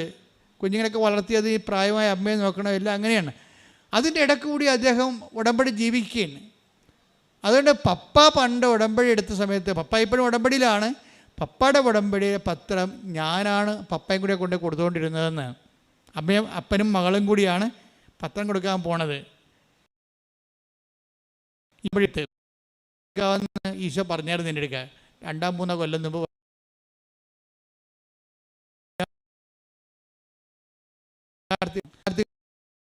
കാലമാണ്. അവർ കർത്താവിലേക്ക് വന്നാൽ മറ്റ് 10 മനുഷ്യർ വന്നേക്ക പവറായിരിക്കും. എന്താ കാര്യം? അവർക്ക് വിദ്യാഭ്യാസമുണ്ട്, കാഴ്ചപ്പാടുണ്ട്, ലോകത്തിൻ്റെ വെല്ലുവിളികൾക്ക് പ്രതിരോധിക്കാനുള്ള വിശ്വാസത്തിൻ്റെ ബലം അവർക്ക് ലഭിക്കുന്നുണ്ട്. അങ്ങനെ എത്രയോ വലിയ സാക്ഷികളാണ് ഇപ്പോൾ ഉണ്ടായിരിക്കുന്നത്. അപ്പം അതിൻ്റെ എപ്പോഴും നമ്മൾ ശ്രദ്ധിക്കേണ്ടത്, നമ്മൾ ഇപ്പം ഈ പത്രം കൊടുക്കുമ്പോൾ സ്റ്റാറ്റസ് ലോയിങ് ഉണ്ട്. അത് നിങ്ങൾ ഒരിക്കലും തുമ്പിയെ കൊണ്ട് കല്ലെടുപ്പിക്കണ പോലെ ചെയ്യരുത്, കൊടുപ്പിക്കരുത്, ചോരരുത്. ഇതിന് അഭിമാനത്തോടെ, കർത്താവിൻ്റെ നാമത്തിൽ അഭിമാനത്തോടെ നിങ്ങളിത് കൊണ്ടേ കൊടുക്കണം. എനിക്ക് എന്താണ്, ഞാനിപ്പോൾ ആൾക്കാരൊന്നും കാണത്തില്ല. കാണണമെങ്കിൽ എന്ത് ചെയ്യും? എനിക്കറിയാം ഈ ഉടമ്പടി. ഇപ്പം ഞാൻ ആൾക്കാരെ എന്തിനാണ് കാണുന്നത്? കാര്യം ഉടമ്പടി എന്ന് പറയുന്ന ദൈവികമായ സംവിധാനം വൃത്തിയും മെനയുമായിട്ട് ചെയ്യാൻ വേണ്ടി ഞാൻ അവരെ പരിശീലിപ്പിച്ചാൽ മതി. അത് വൃത്തിയും മെനയുമായിട്ട് അവരെ പരിശീലിപ്പിച്ച് കഴിഞ്ഞാൽ ഒരച്ഛനും കപ്പനും ആൾക്കാർ കാണേണ്ട കാര്യമില്ല. ആൾക്കാർ തന്നെ ദൈവത്തെ നേരിട്ട് കണ്ടോളൂ. അതിൻ്റെ സാക്ഷ്യങ്ങളല്ലേ നമ്മൾ കേൾക്കണത്. ഞാൻ കണ്ട ആൾക്കാരാണ് ഈ സാക്ഷ്യം പറയണതെല്ലാം. കാണാത്ത ആൾക്കാരാണ് 90% സാക്ഷ്യം പറയണത്. എന്താണ്? ആ ഉടമ്പടി അവർ വിശ്വസ്തയായിരുന്നു. പിന്നെ ഞാൻ കാണുന്നത് വെച്ചാൽ ഹൈലി ഇൻഫ്ലേമബിൾ ആയിട്ടുള്ള സിറ്റുവേഷൻസ് ഉണ്ട്. നാളെ അടുത്ത ആഴ്ച ജപ്തിയാണ്, അവരെ ഞാൻ കാണും. അടുത്ത ആഴ്ച ക്യാൻസർ ഓപ്പറേഷനാണ്, അവരെ ഞാൻ കാണും. പ്രഗ്നൻ്റായിട്ട് ഡോക്ടർ പറഞ്ഞ് കുഞ്ഞിന് കുഴപ്പമുണ്ട്, ഒന്നെങ്കിൽ തള്ളയെ കിട്ടും അല്ലെങ്കിൽ കുഞ്ഞിനെ കിട്ടുമെന്ന് പറയുമ്പോൾ അവരെ ഞാൻ കാണും. എന്താ കാര്യം? അങ്ങനെ പറയണത് അന്തിമ തീരുമാനം ആരാ പറയേണ്ടത്? ഡോക്ടറല്ല, ഈശോയല്ലേ പറയേണ്ടത്. തള്ളയും കുഞ്ഞും കിട്ടാൻ വേണ്ടിയല്ല കുഞ്ഞിനെ പ്രഗ്നൻ്റ് അല്ല. അവളെ കൊന്നിട്ട് കൊച്ചിനെ എടുക്കാൻ വേണ്ടിയാണ്, അല്ലെങ്കിൽ കൊച്ചിനെ കൊന്നിട്ട് അവളെ എടുക്കാനാണ് അവളെ പ്രഗ്നൻ്റ് ആക്കിയ ദൈവം അല്ല. അപ്പോൾ ദൈവത്തിൻ്റെ ആ കുഞ്ഞിനെ കൊടുത്തപ്പോൾ തള്ളയുടെ സെക്യൂരിറ്റി ഉണ്ട്, അല്ലെങ്കിൽ കുഞ്ഞിൻ്റെ സെക്യൂരിറ്റി ഉണ്ട്. രണ്ടിൻ്റെ സെക്യൂരിറ്റിയിലാണ് ദൈവം അനുഗ്രഹം കൊടുത്തിരിക്കുന്നത്. അത് കൊടുക്കാനുള്ള സ്ഥലമാണ് ആൾക്കാർ. അങ്ങനെയുള്ളവരെ കാണും. അവരെ കാണാൻ പറ്റും. അധികം പണിയൊന്നുമില്ല നമുക്ക്. അവരുടെ പ്രഗ്നൻസി റിപ്പോർട്ട് കൊണ്ടുവന്ന് മാതാവിൻ്റെ അടുത്ത് കൊടുത്തു. ഇതാ റിപ്പോർട്ട്, ഡോക്ടർ ഇങ്ങനെ പറഞ്ഞിരിക്കുന്നത്, നിൻ്റെ ഉത്തരവാദിത്തമാണ് 2 ഇവിടെ കൊണ്ടുവരിക എന്നുള്ളത്. അപ്പോൾ ഞാൻ അവളോട് പറയും, നീ പ്രസവിച്ച കുഞ്ഞിനെയും കൊണ്ട് അമ്മയുടെ മുമ്പിൽ വന്നിരിക്കും. അത് അധികാരമാണത്. എന്താ കാര്യം? അത് കർത്താവിൽ ഞാൻ ആശിക്കണതാണ്. കർത്താവിൽ ആശിക്കാൻ വേണ്ടി തന്നെയാണ് പട്ടം വാങ്ങിച്ചിരിക്കുന്നത്. കർത്താവിൽ ഇങ്ങനെ തളർന്നവനെ താങ്ങി നിർത്താനും മുറിവേറ്റനെ വെച്ച് കെട്ടാൻ വേണ്ടിയാണ് പട്ടം മേടിച്ചിരിക്കുന്നത്. എനിക്ക് പട്ടം കിട്ടി കാലം മുതൽ പട്ടത്തെക്കുറിച്ച് നല്ല ബോധമുണ്ട്. അതുകൊണ്ട് ഞാൻ ഇപ്പോഴും പട്ടം പറഞ്ഞാൽ പ്രാർത്ഥിക്കുന്നത്. കർത്താവേ, 38 വർഷത്തെ കൃപാന ജീവിതത്തിൻ്റെ ആസ്തിയിലാണ് പ്രാർത്ഥിക്കുന്നത്. ഞാൻ അച്ഛനാകുന്നതിന് മുമ്പ് തന്നെ പഠിക്കണ കാലത്ത് തന്നെ 2.5 മണിക്കൂർ വെച്ച് രാത്രി കർത്താവിൻ്റെ മുമ്പ് നിന്നാണ് പ്രാർത്ഥിച്ച് പട്ടം മേടിച്ചിരിക്കുന്നത്. പട്ടം കിട്ടിയതിന് ഞാൻ ദൈവത്തോട് നന്ദി പറയുന്നതാണ്. അതുകൊണ്ട് തന്നെ ഒരു വിഷയം ഉണ്ടായ ദൈവ തിരുമനസ് മോളെ, ഈ വിഷയം ഇത് ദൈവം ഇടപെടും, നീ ധൈര്യമായിട്ടിരിക്കാൻ പറയും. എന്താ കാര്യം? ധൈര്യമായിട്ടിരിക്കാൻ പറഞ്ഞാൽ മതി. കാര്യം എന്താ? ബാക്കിയുള്ള ചെയ്യേണ്ടത് ആരാണ്? ഞാനാണ് അവരുടെ കൂടെ പോയി ചെയ്യേണ്ടത്? അല്ല. ആരുടെ പേരിലാണത് പറഞ്ഞിരിക്കുന്നത്? അവൻ ചെയ്തോളും അത്. പിന്നെ കൃപാസനത്തിൽ നിങ്ങൾക്ക് വരുമ്പോൾ ഉണ്ടാകുന്ന പ്രശ്നം എന്ന് പറയുന്നത്, അമ്മ ഈ ഒരു ജീവിതത്തിൻ്റെ ഭാഗമായിട്ടാണ് അമ്മയുടെ പ്രത്യക്ഷീകരണം സംഭവിക്കുന്നത്. ദൈവത്തിൻ്റെ പ്രത്യക്ഷീകരണത്തിന് വലിയ ആനക്കാര്യമൊന്നും അല്ലത്. മര്യാദയ്ക്ക് ആ ഫോർമുല ഒന്ന് ഫോളോ ചെയ്താൽ മതി, ദൈവം പ്രത്യക്ഷപ്പെടും. ദൈവം ഇപ്പം ഞാനിപ്പോൾ പറയും, ഇപ്പോൾ ഈ മെർലിൻ്റെ കാര്യം പറയാമല്ലോ. മെർലിൻ്റെ പ്രശ്നം എന്താ? മെർലിൻ്റെ ദൈവസ്നേഹം എങ്ങനെ വർക്ക് ചെയ്യണേ? മെർലിൻ പറഞ്ഞു, എനിക്ക് ഭയങ്കര സങ്കടമാണ്. ഞാൻ പറഞ്ഞു, എന്താ? ഞാൻ ശ്രദ്ധിച്ചോളാം. എന്താ സങ്കടം? ഞാൻ എപ്പോഴും ഈശോട് പറയും, എനിക്ക് ഈ ഗർഭഛിദ്രം പ്രാപിച്ച കുഞ്ഞുങ്ങളെ ഓർത്തിട്ട് എനിക്ക് എപ്പോഴും സങ്കടം വരുമെന്ന് പറയും. ഗർഭഛിദ്രത്തിൽ അവർ ജനിച്ചിരുന്നെങ്കിൽ അവരുടെ മാതാപിതാക്കന്മാർ ക്രൈസ്തവരായത് കാരണം അവർക്ക് ന്യായസ്ഥാനം കിട്ടുമായിരുന്നല്ല. അപ്പോൾ അവർ വിശുദ്ധിയിൽ ജീവിച്ചതിനല്ല, ആ കുഞ്ഞ് മരിച്ചു പോയില്ലേ, അപ്പോൾ അതിൻ്റെ പാപം മാതാപിതാക്കന്മാർക്ക് വന്നില്ലേ. അപ്പോൾ ഗർഭഛിദ്രം വന്നു പോയിട്ടുള്ള ഗർഭഛിദ്രം നടത്തിയ മാതാപിതാക്കന്മാരെ കുറിച്ച് എനിക്ക് സങ്കടമാണ്. ആ മരിച്ചുപോയ കുഞ്ഞിനെ ഓർത്ത് എനിക്ക് സങ്കടമാണ്. ഈ MSc കാര്യത്തിൽ പറയണേ. ഞാനത് കേട്ടപ്പോൾ കർത്താവ് പറഞ്ഞു, നോക്ക് കേക്ക്. ഞാൻ ഉടനെ അച്ചടിക്കുന്ന പേര് നോക്കി, പേരെന്താണെന്ന് നോക്കി, മെർലിൻ. കൊള്ളാം. അപ്പോൾ കല്യാണം കഴിക്കണമെമ്പം പ്രസവിക്കണമെമ്പം പഠിക്കണ കാലത്ത് എന്തൊരു ബോധ്യമാണ് ഉടമ്പടി കൊടുത്തിരിക്കുന്നത്. അവൾക്കുള്ള ആത്മഭാരം എന്താണ്? ഗർഭചിത്രം നടത്തിയിട്ടുള്ള മാതാപിതാക്കന്മാരുടെ പാപങ്ങൾ ഓർത്ത് എനിക്ക് സങ്കടമാണെന്ന്. ആ കുഞ്ഞുങ്ങൾ മരിച്ചു പോയല്ലോ ഓർത്തിട്ട്, അവർക്ക് വിശ്വാസം സ്വീകരിക്കാൻ കഴിഞ്ഞില്ലല്ലോ എന്നോർത്തിട്ട് എനിക്ക് സങ്കടമാണെന്ന്. ഇതാണ് ആത്മഭാരം എന്ന് പറയണത്. ഇതാണ് ചേർന്ന് നിൽപ്പെന്ന് പറയണത്. അപ്പം അങ്ങനെയുള്ള ആത്മഭാരം പ്രാപിച്ച ആൾക്കാരെ ദൈവം അവർക്ക് അധികാരമുണ്ടാകും. ആത്മഭാരമാണ് അധികാരത്തിൻ്റെ അടിസ്ഥാനം. ഇത് ബൈബിളുള്ളതാണ്, ദൈവത്തിൻ്റെ. പിന്നെ അവൾ പറയുവേ, എനിക്ക് അതായത് തിരുസഭയെ ഓർത്തിട്ട് എപ്പോഴും ഞാൻ പ്രാർത്ഥിക്കും. തിരുസഭയെ ഓർത്ത്. എറണാകുളം രൂപതക്കാരത്തിയാണ്. തിരുസഭയിൽ ഏറ്റവും കൂടുതൽ സങ്കടം അനുഭവിക്കുന്ന ഒരു രൂപതയാണത്. ഏറ്റവും കൂടുതൽ സംഘർഷങ്ങളിലൂടെ പോയി. കാര്യം ഞാൻ എറണാകുളം രൂപതയിലാണ് വർക്ക് ചെയ്യണത്. ആലപ്പുഴ രൂപതയുടെ ഒരു പള്ളിയിൽ, എറണാകുളം രൂപതയുടെ അകത്തൊരു പള്ളിയുണ്ട്, തേക്കാട്ടുശ്ശേരി. അപ്പോൾ എനിക്കതിൻ്റെ സങ്കടങ്ങളെല്ലാം ശരിക്കറിയാം. ആ ജനങ്ങൾ എന്തുമാത്രം വേദനിക്കുന്നു, സംഘർഷത്തിലൂടെയാണ് പോയിക്കൊണ്ടിരിക്കുന്നത്. ഉത്തമ മാതൃകയുള്ള രൂപതയിലുള്ള അവിടെയുള്ള കുഞ്ഞിനെയൊക്കെ വർത്തമാനം കേട്ടില്ലേ, എനിക്ക് തിരുസഭയെ ഓർത്താണ് ഞാൻ ജീവിക്കണത് എന്നൊക്കെ പറയണത്. അപ്പം തിരുസഭയെ ഒരു പ്രാർത്ഥനയുടെ വിഷയമാക്കുകയാണ് അവരെ. തിരുസഭയെ സ്നേഹിക്കുന്നു. കാര്യം എന്താണ്? അവർ ക്രിസ്തുവിനെ സ്നേഹിക്കുന്നു. അങ്ങനെ വളർന്നു വരുന്ന സമൂഹത്തിലാണ് ഇതുപോലെയുള്ള ആധ്യാത്മിക വിവാദങ്ങളൊക്കെ ഉണ്ടാകുമ്പോൾ നമുക്ക് സങ്കടം വരും ശരിക്കും. ആ രൂപതയൊക്കെ ആ കുഞ്ഞിനെ അങ്ങനെ വളർത്തിയത് ആ രൂപതയാണെങ്കിൽ ആ രൂപതയുടെ ആധ്യാത്മിക നിലവാരം അതാണ്. അതിനകത്ത് എന്താ സംശയം? ഒരു ഓട്ടോറിക്ഷക്കാരന് ഇപ്പോഴും കാരുണ്യ പ്രവർത്തികൾ ചെയ്യുന്നതിന് 40 വർഷം വേദപാഠം പഠിപ്പിക്കാൻ വേണ്ടി അഭിമാനത്തോടെ പറയുമ്പോൾ ആ ഒരു ഓട്ടോറിക്ഷക്കാരന് ആധ്യാത്മികമായിട്ട് കർത്താവിൻ്റെ സുവിശേഷ വേല ചെയ്യാൻ വേണ്ടി ഒരുക്കിയിട്ടുണ്ടെങ്കിൽ അത് രൂപത്തിലുള്ള ആധ്യാത്മിക പൈതൃകത്തിൻ്റെ ശക്തിയാണത്. അതുകൊണ്ട് തന്നെയാണ് ഇവരെന്താ പറയണത്, രൂപത, അതായത് തിരുസഭയെ, രൂപതയെന്നല്ല അവൾ പറയണത്, തിരുസഭയെ ഓർത്തുകൊണ്ട് ഞാൻ പ്രാർത്ഥിക്കുമെന്നാണ്. ഇതൊക്കെ ആരെങ്കിലും ചോദിച്ചിട്ടോ പറഞ്ഞിട്ടോ തല്ലിപ്പഴിപ്പിച്ചിട്ടോ പറയണതാണ്, സ്വന്തമായിട്ട് ആത്മാവിൽ നിന്ന് പറയണതാണ്. അപ്പോൾ എനിക്ക് അഭിമാനം തോന്നി. എന്താ കാര്യം? ഒരു ഉടമ്പടി ഒരു യുവതയെ കൊണ്ടുപോയി എത്തിക്കുന്ന സാക്ഷ്യജീവിതമല്ലേ. This is consecrated life. ഇത് സാക്ഷ്യജീവിതമാണിത്. പ്രാർത്ഥിക്കുക, കർത്താവായ ദൈവമേ, ഇതുപോലുള്ള സാക്ഷ്യ ജീവിതത്തിലേക്ക്,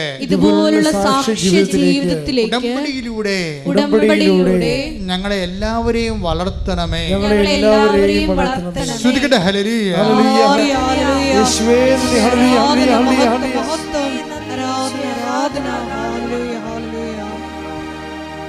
ഒരുമിച്ച് പാടാം.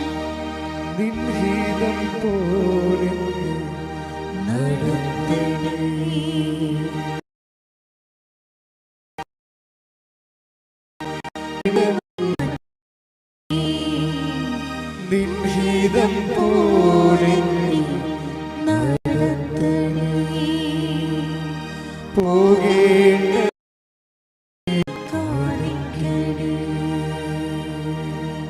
യേശുവേ നന്ദി. ഹല്ലേലൂയ, ഹല്ലേലൂയ, ഹല്ലേലൂയ. യേശുവേ ആരാധന, ആരാധന, ആരാധന. എന്താ അച്ഛൻ എങ്ങോട്ടാണ് പോകണമെന്ന് നിങ്ങൾക്ക് മനസ്സിലായില്ല. അതായത് ഒരു വ്യക്തി ചേർന്ന് നിൽക്കുകയാണ്. അപ്പൻ്റെ പത്രം സ്വന്തമായിട്ട് കൊണ്ടു നടന്ന് കൊടുത്തിരുന്ന അപ്പനും മകളും കൂടിയാണ് ഒരിക്കൽ സുവിശേഷ വേല ചെയ്തത്. ഇപ്പോഴെന്ത് ചെയ്ത് അപ്പൻ്റെ സുവിശേഷ വേല ചെയ്യുന്നു, മകൾ ഉടമ്പടി എടുത്തിട്ട് അവളുടെ സുവിശേഷ വേല ചെയ്യുന്നു. മെർലിൻ പറയണത്, എനിക്ക് ആൾക്കാരെ വലിയ തോതിൽ കൺവിൻസ് ചെയ്യാൻ അറിയത്തില്ല, എനിക്ക് അത്രയും ഉള്ളൊരു വാഗ്പാടവുമില്ല. അതുകൊണ്ട് ഞാൻ പത്രം കൊടുത്തിട്ട് നിങ്ങൾ പറയും, ഈ പത്രം വായിക്കണം, മാതാവിൻ്റെ അടുത്ത് നിങ്ങളും പോകണം, അവിടെ ഒന്ന് പോയാൽ മതി, ബാക്കി അമ്മ ചെയ്തോളും, ഈ പത്രം വായിക്കും, മനസ്സിലാകും. അതാണ് പത്രപ്രേക്ഷിതത്വം എന്ന് പറയണത്. ഈ പത്രപ്രേക്ഷിതത്വം ചെയ്യണത് എന്തുകൊണ്ടാണ്? ഔട്ട് ഓഫ് ലവ് ആണ്. അതാണ് പ്രശ്നം. അല്ല അച്ഛൻ പറഞ്ഞ്, കൃപാസനത്തിൽ നിന്നപ്പോൾ അച്ഛൻ പറഞ്ഞ് ഉടമ്പടി എടുത്ത ആളല്ലേ പത്രം കൊടുക്കണമെന്ന് പറയും. അതല്ല, ഇവരത് ചെയ്യണത് അങ്ങനെയല്ല. ഈ പത്രം വായിക്കുന്നതിലൂടെ അവരെൻ്റെ കർത്താവിനെ അറിയും, അവർ കർത്താവിലേക്ക് തിരിയും, കർത്താവിലേക്ക്. അപ്പം ദൈവസ്നേഹം കൊണ്ടാണ് പത്രം കൊടുക്കുന്നത്. പത്രപ്രേക്ഷ പ്രവർത്തനം എന്ന് പറഞ്ഞാൽ ദൈവസ്നേഹത്തിൻ്റെ പ്രവർത്തനമാണ്. അപ്പം ദൈവസ്നേഹം ഉള്ളവർക്ക് ഉടമ്പടി ആ സ്നേഹം ഉത്തരവാദിത്വത്തോടെ പ്രവർത്തിക്കാനുള്ള ഒരു പ്രത്യേക കാലാവസ്ഥകളും തരും. ചെയ്യണത് നിയതമായ രീതിയിൽ ചെയ്യണം, അതുപോലെ തന്നെ സമയബന്ധിതമായി ചെയ്യണം. അപ്പോൾ ഉത്തരവാദിത്തമായി. എപ്പോഴെങ്കിലും ചെയ്താൽ ആർക്കാണ് വേണ്ടി വെക്കാതിരിക്കണമല്ല. ഉത്തരവാദിത്തോടെ ഉത്തരവാദിത്തോടെ ദൈവസ്നേഹമാണ് ഉടമ്പടി പ്രൊമോട്ട് ചെയ്യണത്. റെസ്പോൺസിബിൾ പറയാൻ കൊണ്ടുപോലെ റെസ്പോൺസിബിൾ സ്പിരിച്വൽ ലൈഫ്. ഇപ്പോൾ റെസ്പോൺസിബിൾ സ്പിരിച്വൽ ലൈഫിലേക്ക് നിങ്ങൾ വരുമ്പോൾ എന്നാ പറ്റണത്? ദൈവവും റെസ്പോൺസിബിളാകും. ഒരു ദിവസം മെറിലിൻ്റെ അമ്മ, അപ്പനും അമ്മയും കുടുംബം മൊത്തം ഉടമ്പടിയിലാണല്ലോ. ഇപ്പം മെറിലിൻ്റെ അമ്മ ചുമ്മാ വീട്ടിലിരുന്ന് പറയണേ, ഊണൊക്കെ കഴിഞ്ഞപ്പോൾ അപ്പനും അമ്മയും മക്കളും ഭാര്യയും ഭർത്താവും എല്ലാം കൂടി ഇരിക്കുകയും പറയുമ്പോൾ, ഇന്ന് ഞാൻ സിൽവർ ഗ്രേയിൽ അമ്മനെ കണ്ടു കേട്ടോ എന്ന് പറയും. ഇന്ന് ഞാൻ സിൽവർ ഗ്രേയിൽ അമ്മനെ കണ്ടു കേട്ടോ എന്ന് പറയും. അപ്പോൾ മെറിലിനത് കേട്ട് ഞാൻ പറഞ്ഞ് ഒക്കെ ഇപ്പോൾ ഈഗർനെസ്സായി. അവളുടെ അമ്മ സിൽവർ ഗ്രേയിൽ മാതാവിനെ കണ്ടെന്ന് പറയുകയാണ്. അപ്പോൾ മെറിലിന് ഈഗർനെസ്സായി. മെറിലിന് ചോദിച്ച്, അമ്മ എപ്പോഴാണ് കൃപാസനം മാതാവിനെ കണ്ടത്?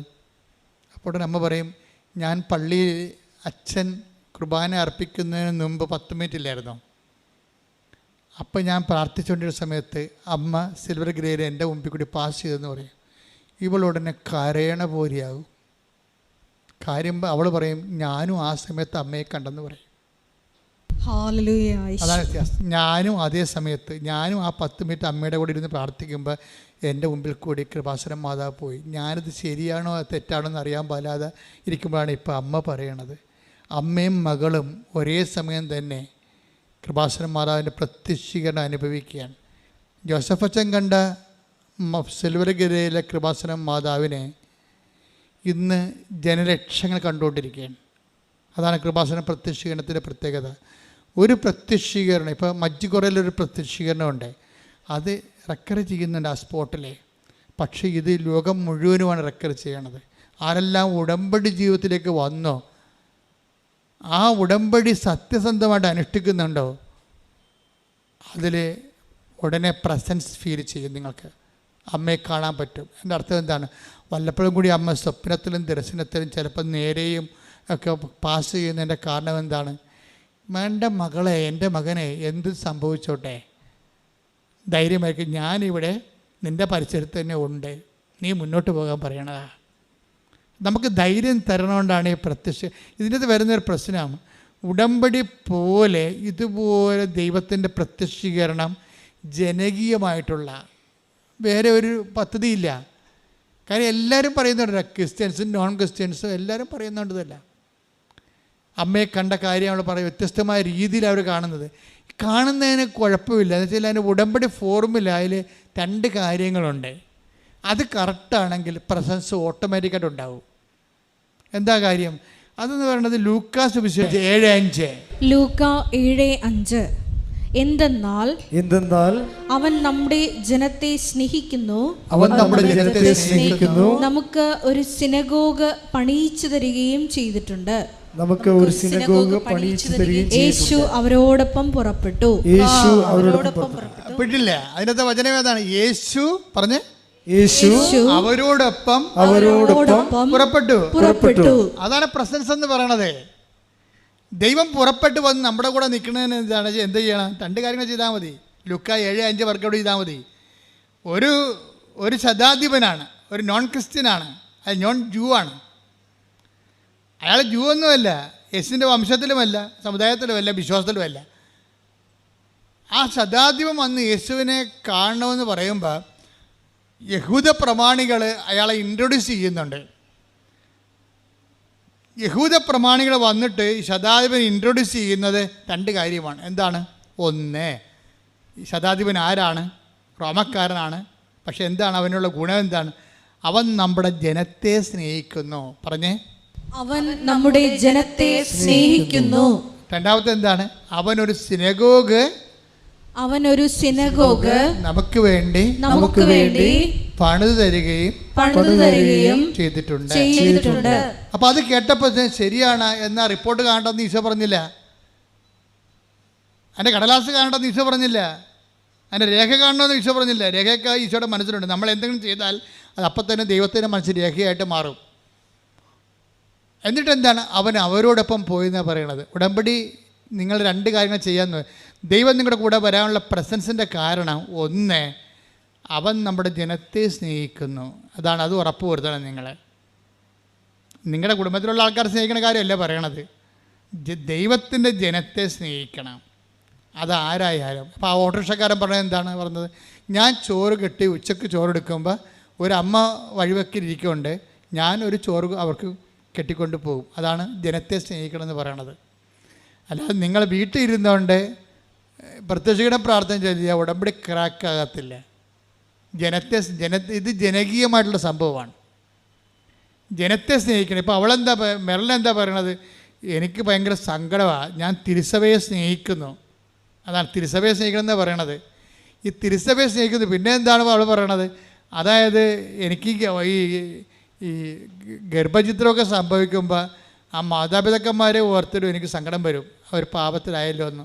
പിന്നെ സങ്കടം വരും, ആ കുഞ്ഞുങ്ങൾ മരിച്ചു പോയല്ലോ, അവർക്ക് വിശ്വാസം സ്വീകരിക്കാൻ കഴിഞ്ഞില്ലല്ലോ, സങ്കടം വരും. അതാണ് ജനത്തെ സ്നേഹിക്കണം എന്ന് പറയണത്. ഈ ജനത്തെ സ്നേഹിച്ച് കഴിഞ്ഞാൽ പിന്നെന്താണ്? അവൻ നമുക്കൊരു സിനഗോഗ് പണി ചെയ്യുകയും ചെയ്തിട്ടുണ്ട്. സിനഗോഗ് എന്ന് പറയുന്നത് എന്താ? പ്രാർത്ഥനാലയമാണ്, കർത്താവിൻ്റെ ആലയമാണ്. കർത്താവിൻ്റെ ആലയം ആരുടെ ഹൃദയത്തിൽ നിങ്ങൾ പണിയുന്നുവോ? ഇപ്പം നിങ്ങൾ ക്രിസ്തുവിനെക്കുറിച്ച് പറയുന്നു, പത്രം കൊടുത്തിട്ട് സംസാരിക്കുന്നു, മാതാവിനെക്കുറിച്ച് പറയുന്നു, വണ്ടിയിലിരുന്ന് വിമാനത്തിലിരുന്ന് പറയുന്നു, ട്രെയിനിലിരുന്ന് പറയുന്നു, ബസ്സിലിരുന്ന് പറയുന്നു, പള്ളിയിൽ പോകുമ്പോൾ പറയുന്നു, അപ്പോഴെല്ലാം നിങ്ങൾ സിനഗോഗ് പണിയുകയാണ് ചെയ്യണത്. ഒരു പ്രാർത്ഥനാലയം ഒരു മനുഷ്യൻ്റെ ഹൃദയത്തിൽ പണിയുകയാണ് ചെയ്യണത്. മനസ്സിലായില്ലേ? അത് നിങ്ങൾ ഓർക്കണം. നിങ്ങളൊരു വ്യക്തിയോട് ear to ear mouth mouth evangelisation നടത്തുമ്പോൾ actually what you are doing, നിങ്ങൾ എന്താ ചെയ്യണത്? നിങ്ങൾ അവിടെ ഹൃദയത്തിൽ ഒരു പ്രാർത്ഥനാലയം പണിയുകയാണ്. ആ ഹൃദയത്തിൽ പ്രാർത്ഥനാലയം പണിയുകയും ജനത്തെ സ്നേഹിക്കുകയും ചെയ്യുമ്പോൾ എന്താ സംഭവിക്കണത്? നെറ്റ് ഇഫക്റ്റ് എന്താണ്? യേശു അവരോടൊപ്പം പുറപ്പെട്ടു. പ്രസൻസാണ് പിന്നെ വരണത്, പ്രസൻസാണ്.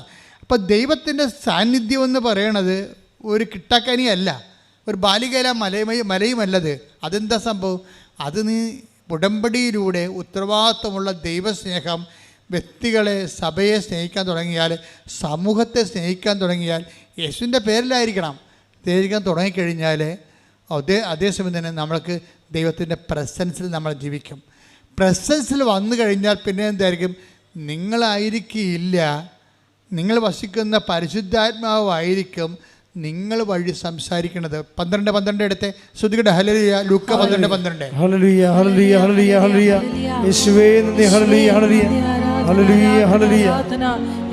ലൂക്ക 12 എന്താണ് പറയേണ്ടതെന്ന് പറഞ്ഞ എന്താണ് പറയേണ്ടതെന്ന് ആ സമയത്ത് പരിശുദ്ധാത്മാവ് നിങ്ങളെ പഠിപ്പിക്കും. അതായത് പ്രസൻസ് കഴിഞ്ഞാൽ നമ്മുടെ ഉള്ളിൽ ദൈവത്തിൻ്റെ പ്രസൻസ് വന്നു കഴിഞ്ഞാൽ പിന്നെ എഴുതേണ്ടത് എന്താണ്, പറയേണ്ടത് എന്താണ്, ചെയ്യേണ്ടത് എന്താണ്, എങ്ങോട്ടാണ് യാത്ര ചെയ്യേണ്ടത്, എല്ലാം ഗിവണാണ്. അതാണ് നിങ്ങൾ നടക്കേണ്ട വഴി. നിങ്ങളുടെ മുഖത്ത് നോക്കി take the word of God. 32:8 സങ്കീർത്തനം. ശ്രുതികടെ ഹല്ലേലൂയ ഹല്ലേലൂയ ഹല്ലേലൂയ യേശുവേ നന്ദി. ഹല്ലേലൂയ ഹല്ലേലൂയ ഹല്ലേലൂയ ഹല്ലേലൂയ. സങ്കീർത്തനങ്ങൾ 32:8 ഞാൻ നിന്നെ ഉപദേശിക്കാം, നീ നടക്കേണ്ട വഴി കാണിച്ചു തരാം,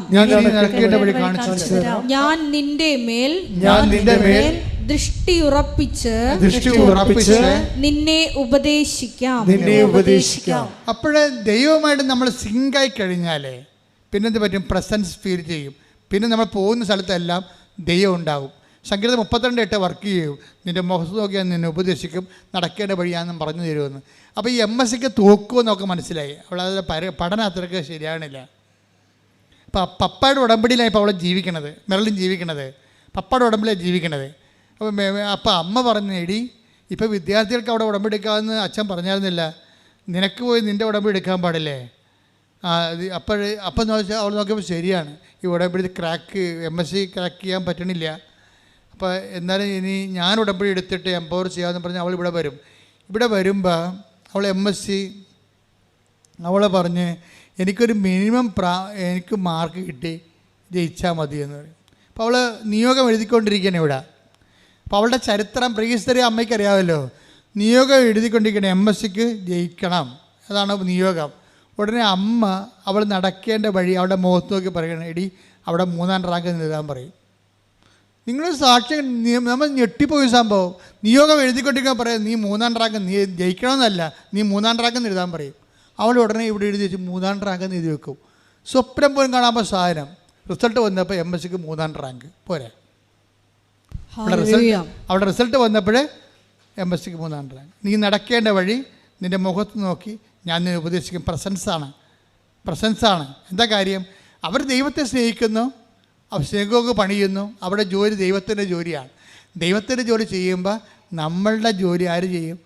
ദൈവം ചെയ്തുകൊണ്ടിരിക്കും. നിങ്ങളൊന്ന് ചിന്തിച്ചു, ഈ സാക്ഷ്യം കണ്ടായി ഒരു MSc സ്റ്റുഡൻസിനെ അവൾക്ക് തോക്കുമെന്ന് കണ്ടിട്ട് അവളുടെ കയ്യിൽ നിന്ന് പോയെന്ന് കണ്ടപ്പോൾ അവൾ നിയോഗം എഴുതാൻ വേണ്ടി വന്നപ്പോൾ ജയിക്കണേ വല്ലപാടൊന്നും ജയിച്ചു കിട്ടണേ അമ്മയെന്ന് എഴുതുമ്പോൾ അമ്മ നേരിട്ട് പറഞ്ഞാൽ അവിടെ 3ാം റാങ്കെന്ന് എഴുതി വെക്കാൻ പറയും.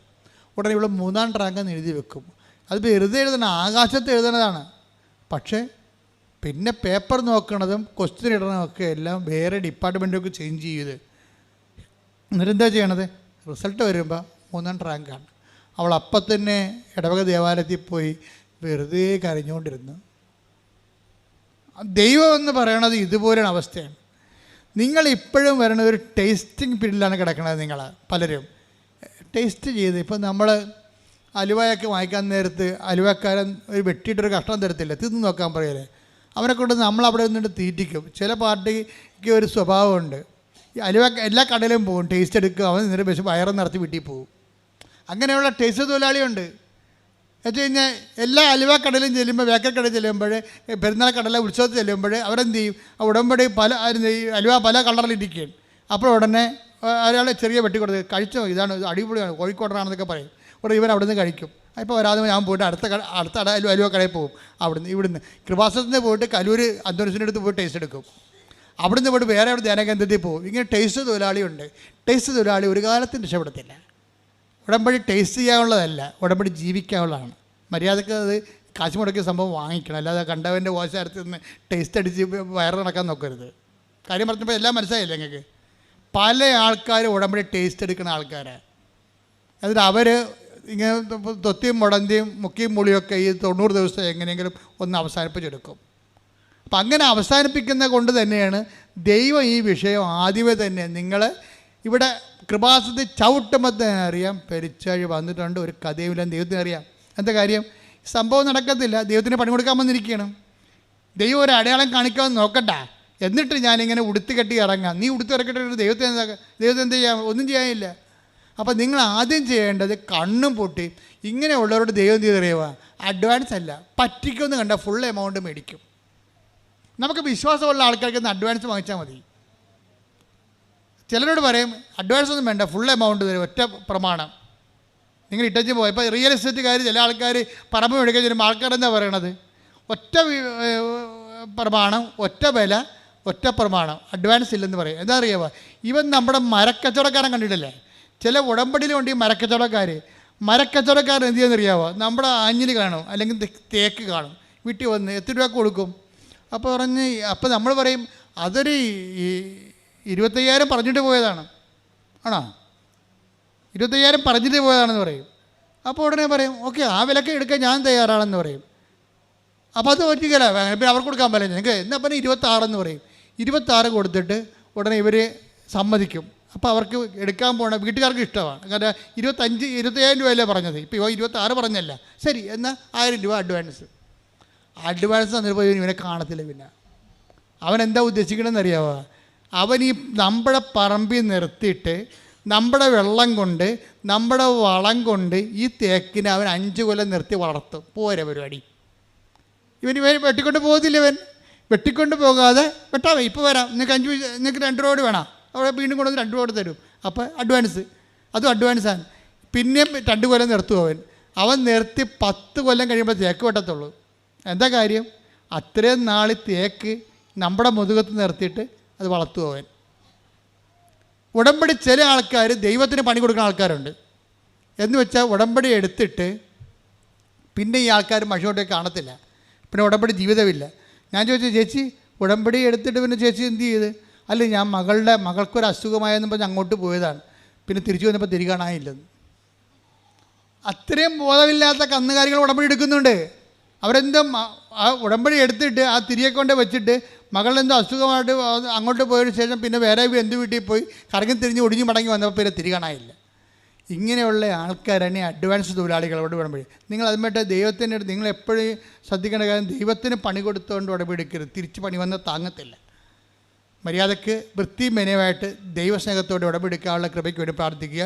കർത്താവായ ദൈവമേ, ഉടമ്പടി എടുത്ത് സത്യസന്ധമായി സുവിശേഷവിഹിതമായി ജീവിക്കുവാൻ ഞങ്ങൾക്ക് പ്രത്യേക അഭിഷേകം നൽകണമേ. ശ്രുതികടെ ഹല്ലേലൂയ,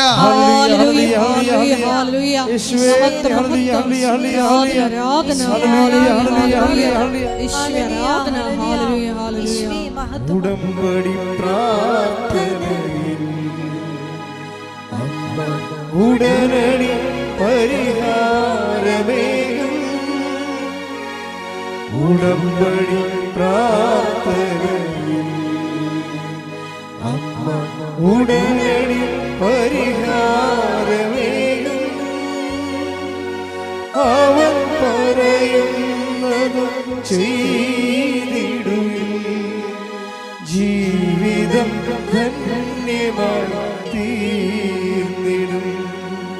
അവൻ പറയുന്നതും ചെയ്തിടും.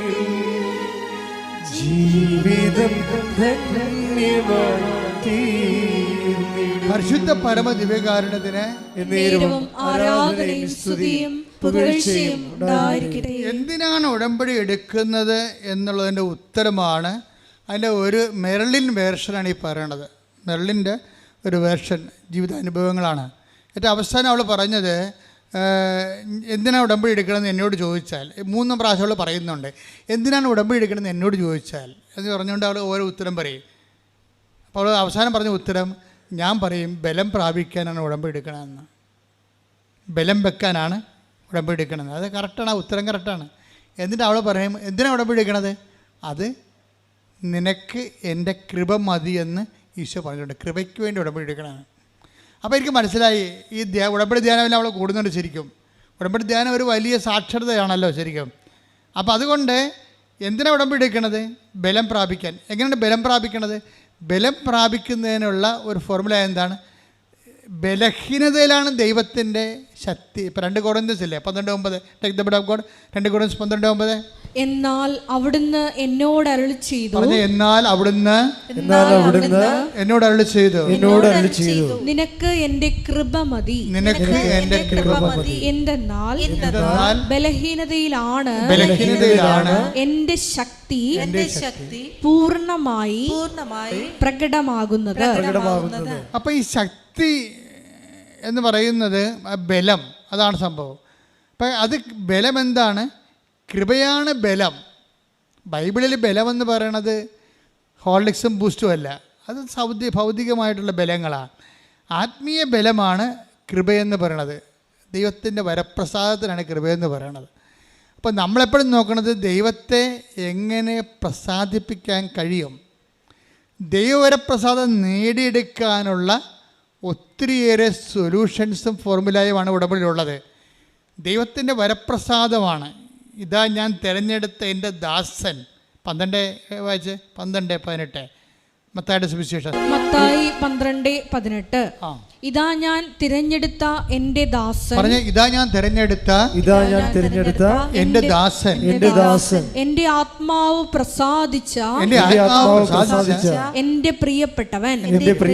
ഞാൻ അവന്റെ മേൽ എൻ്റെ ആത്മാവിനെ അയക്കും.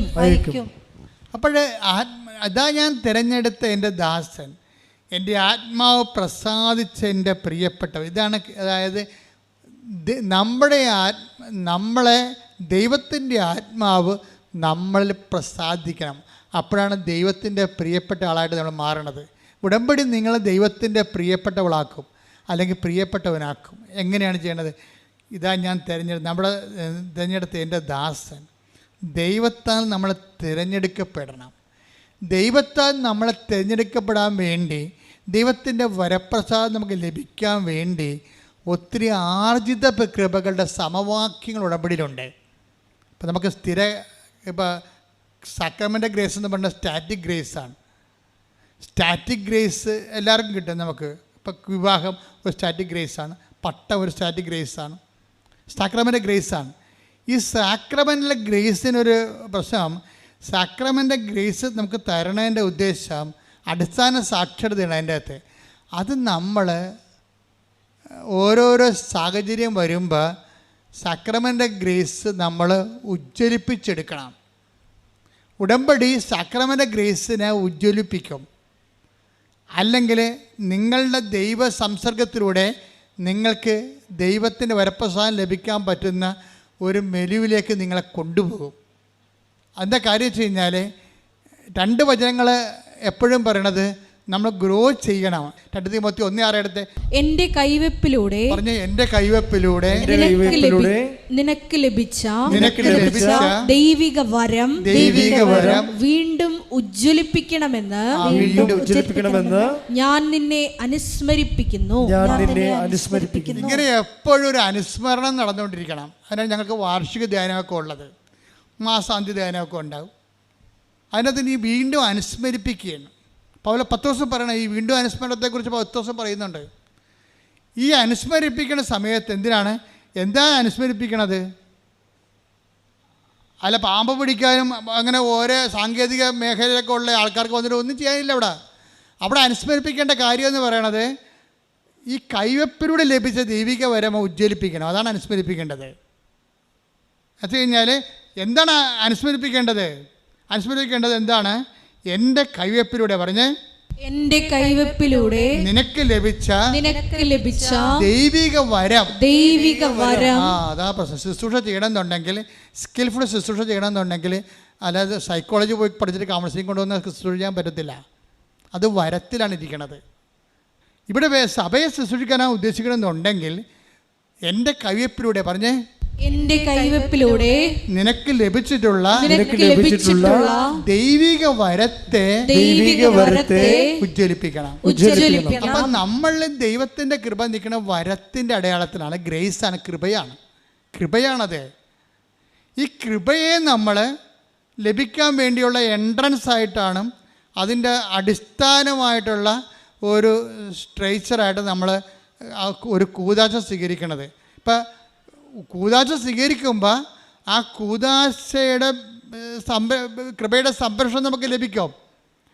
പക്ഷെ കൂദാശയുടെ സംരക്ഷണം ലഭിക്കണമെന്നുണ്ടെങ്കിൽ ആ സംരക്ഷണ മേഖല റേഞ്ചുള്ള സ്ഥലത്ത് തന്നെ നീ നിൽക്കണം.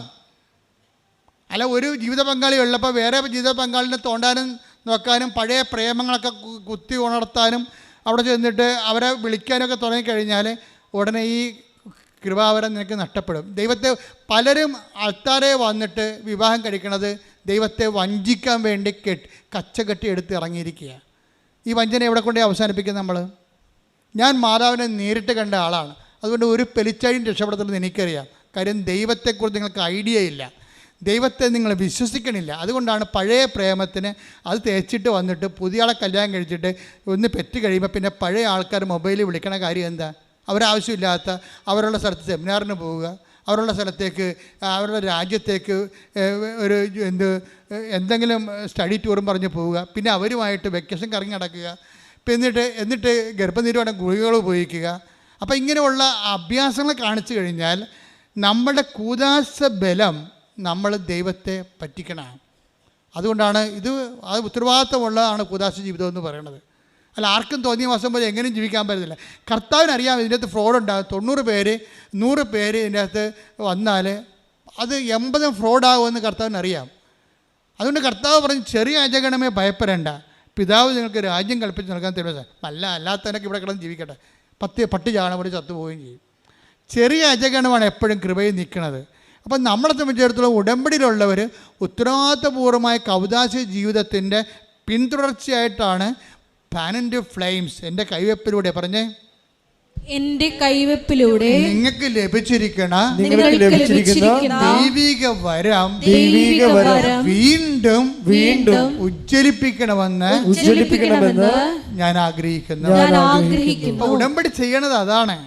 നിന്റെ ജ്ഞാനസ്ഥാനത്തിലൂടെ ആയാലും നീ വിശ്വാസം സ്വീകരിച്ച ഒരു അവസ്ഥ, അതിനിപ്പോൾ ഒരു പ്രത്യേകമായ രീതി, നീ യേശുക്രിസ്തുവിൻ്റെ രക്ഷകനായിട്ട് സ്വീകരിച്ചു കഴിഞ്ഞാൽ തന്നെ നിൻ്റെ ആത്മരക്ഷയ്ക്ക് അച്ചാരമായി. അത് വിശ്വാസം മൂലമുള്ള നിൻ്റെ ജ്ഞാനസ്ഥാനമാണത്. പക്ഷേ അത് നീ എന്ത് ചെയ്യണം? അതൊരു കുടമ്പടിക്കാലം കഴിയുമ്പോൾ പിന്നെയും പഴയ പണ്ടേ പട്ടിച്ചെണ്ടെങ്കിൽ ഒരു പറഞ്ഞ പോലെ പോരുത്. ആ കൃപയിൽ നിലനിൽക്കണം. അത് വീണ്ടും ഉജ്ജ്വലിപ്പിച്ച്, അത് പ്രോസസ്സ് പ്രക്രിയയാണത്. വീണ്ടും ഉജ്ജ്വലിപ്പിച്ചുകൊണ്ടിരിക്കണം. പ്രാർത്ഥിക്കുക, കർത്താവായ ദൈവമേ, അങ്ങനെക്ക് വിശ്വാസം നൽകിയിട്ടുള്ള വരങ്ങളെ ഉജ്ജ്വലിപ്പിക്കുവാൻ എന്നെ സഹായിക്കണമേ. വിശ്വാസ ജീവിതത്തില് എന്നെ ബലപ്പെടുത്തണമേ. വിശ്വാസ ജീവിതത്തെ ബലപ്പെടുത്താൻ വേണ്ടി ലോകത്തിന്റെ ആൾക്കാരെ വൈറ്റാമിൻസാണ് കൊടുക്കണത്, അല്ലേ? നമ്മൾ ഡോക്ടറിനൊക്കെ ചെല്ലുമ്പോൾ ഒരു ചുമയും കൊരയൊക്കെ വന്ന് ന്യൂമോണിയ പനിയൊക്കെ വന്ന് പോകുമ്പോൾ ആശുപത്രി കിടന്നിട്ട് പോകുമ്പോൾ ഡോക്ടർ എന്ത് ചെയ്യും? അങ്ങേർക്ക് ലഭിച്ചിരിക്കുന്ന കുറച്ച് ടോണിക്സ് നമുക്ക് തരും ഫ്രീ ആയിട്ട്. എന്ന് കഴിഞ്ഞാൽ എങ്ങനെയാണ്? ഇത് 2 സ്പൂൺ വെച്ച് കഴിച്ചിട്ട് നിങ്ങൾ ഒരു നഷ്ടപ്പെട്ട ആരോഗ്യം വീണ്ടെടുക്കാൻ പറയും. അത് ശാരീരികമായ ആരോഗ്യമാണ്. നഷ്ടപ്പെട്ട ആത്മീയ ആരോഗ്യം വീണ്ടെടുക്കണമെങ്കിൽ എന്താ ചെയ്യേണ്ടത്? അതിനുള്ള ടോണിക്ക് വേറെയാണ്. അതിന് ബലം പ്രാപിക്കാനുള്ള ടോണിക്ക് വരും. ഇപ്പോൾ മെർലിൻ പറഞ്ഞത് എന്താണെന്നറിയാമോ? എൻ്റെ അമ്മുമ്മയും ഞാനുമായിട്ട് ഭയങ്കര സ്റ്റണ്ടാണ് വീട്ടിലെ. അമ്മുമ്മയും ഞാനും ഭയങ്കര ഇവർ തമ്മിൽ ഭയങ്കര ഏജ് ഗ്യാപ്പാണ്. ഇപ്പം ഞാനും അപ്പോച്ചനൊക്കെ ആയിട്ട് ഭയങ്കര ഏജ് ഗ്യാപ്പല്ലേ. ഞാൻ സിസ്റ്റർക്ക് ഇറങ്ങുമ്പോൾ അപ്പോച്ചനും ജനിച്ചിട്ടില്ല. അപ്പം അത്രയും ഏജ് ഗ്യാപ്പുണ്ട്. ഏജ് ഗ്യാപ്പ് എപ്പോഴും ഒരു സഫറിങ്ങിൻ്റെ വിഷയമാണ്. അപ്പം അമ്മുമ്മ പറയണത് ഒന്നും മെർലിന് മനസ്സിലാകത്തില്ല. അമ്മുമ്മ പറയണത് ഒന്നും മനസ്സിലാകത്തില്ല. അമ്മുമ്മയും മെർലിനുമായിട്ട് ഇടിയാണ്. എന്നിട്ട് നടുക്ക് നിൽക്കണം അമ്മ നിന്ന് ചുറ്റിത്തിരിയാണ്. ഇപ്പം മെർലിൻ അവനെൻ്റെ അടുത്ത് കഴിഞ്ഞപ്പോൾ എന്താ പറയണത്? അമ്മുമ്മ എന്ത് പറഞ്ഞാലും അമ്മുമ്മയെ എപ്പോഴും എന്നെ കുറ്റപ്പെടുത്തുകയേ ഉള്ളൂ. എപ്പോഴും എനിക്കെതിരെയാണ് അമ്മമ്മ സംസാരിക്കണത്. അല്ലാതെ ആ വായി നല്ലതൊന്നും വരത്തില്ല. പക്ഷേ ഞാൻ കർത്താവിൻ്റെ സ്നേഹത്തിൽ അമ്മമ്മയെ ഉൾക്കൊള്ളാൻ തീരുമാനിച്ചെന്ന്. ഇതാണ് വിഷയം. അതെന്ന് വെച്ചാൽ അമ്മമ്മയെ അണ്ടർസ്റ്റാൻഡ് ചെയ്യാനും ഉൾക്കൊള്ളാനും. ഇപ്പോൾ അപ്പനും പറഞ്ഞു, ഞാനും മെർലിൻ കൂടിയാണ് അമ്മയുടെ കാര്യങ്ങളൊക്കെ നോക്കണം. അമ്മയെന്നാണ് അയാൾ പറയണത്, അമ്മുമ്മയെന്നാണ് ഇവൾ പറയണത്. അവരുടെ കാര്യമൊക്കെ നോക്കണത് ഞാൻ അച്ഛനും കൂടിയാണ്. അപ്പം അങ്ങനെ നോക്കിക്കഴിഞ്ഞപ്പോൾ അവരെ അതിലൂടെ ബലപ്പെടുകയാണ് ചെയ്യണത്. നമ്മൾ ആത്മീയ ബലം ആ രീതിയിൽ വരണതാണ്. നമ്മുടെ സഹനം യേശുക്രിസ്തുവിൻ്റെ നാമത്തിൽ നമ്മുടെ ബലക്കുറവുകൾ ക്രിസ്തുവിൻ്റെ നാമത്തിൽ എടുക്കുന്ന വഴിയാണ് നമ്മൾ ബലം പ്രാപിക്കുന്നത്. അതാണ് കൊളോസ്യസ് 1:11 എടുത്ത്. കൊളോസ്യസ് 1:11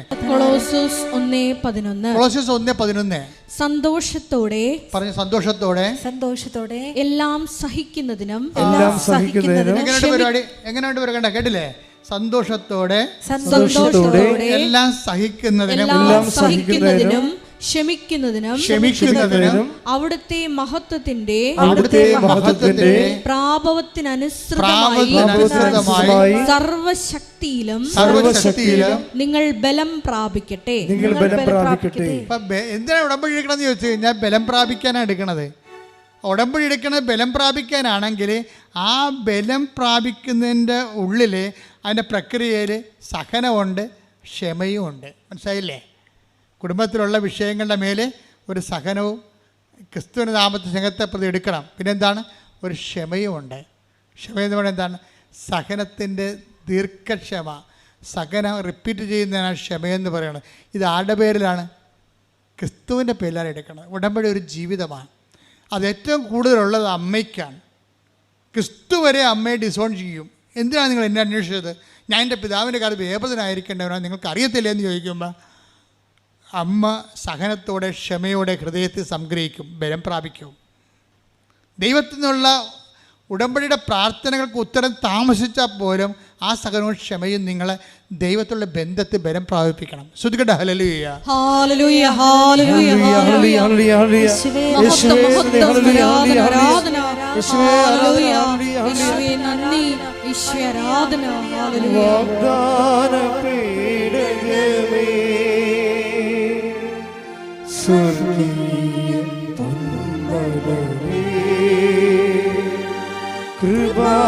കൃപാസനത്തിൻ്റെ അമ്മേ,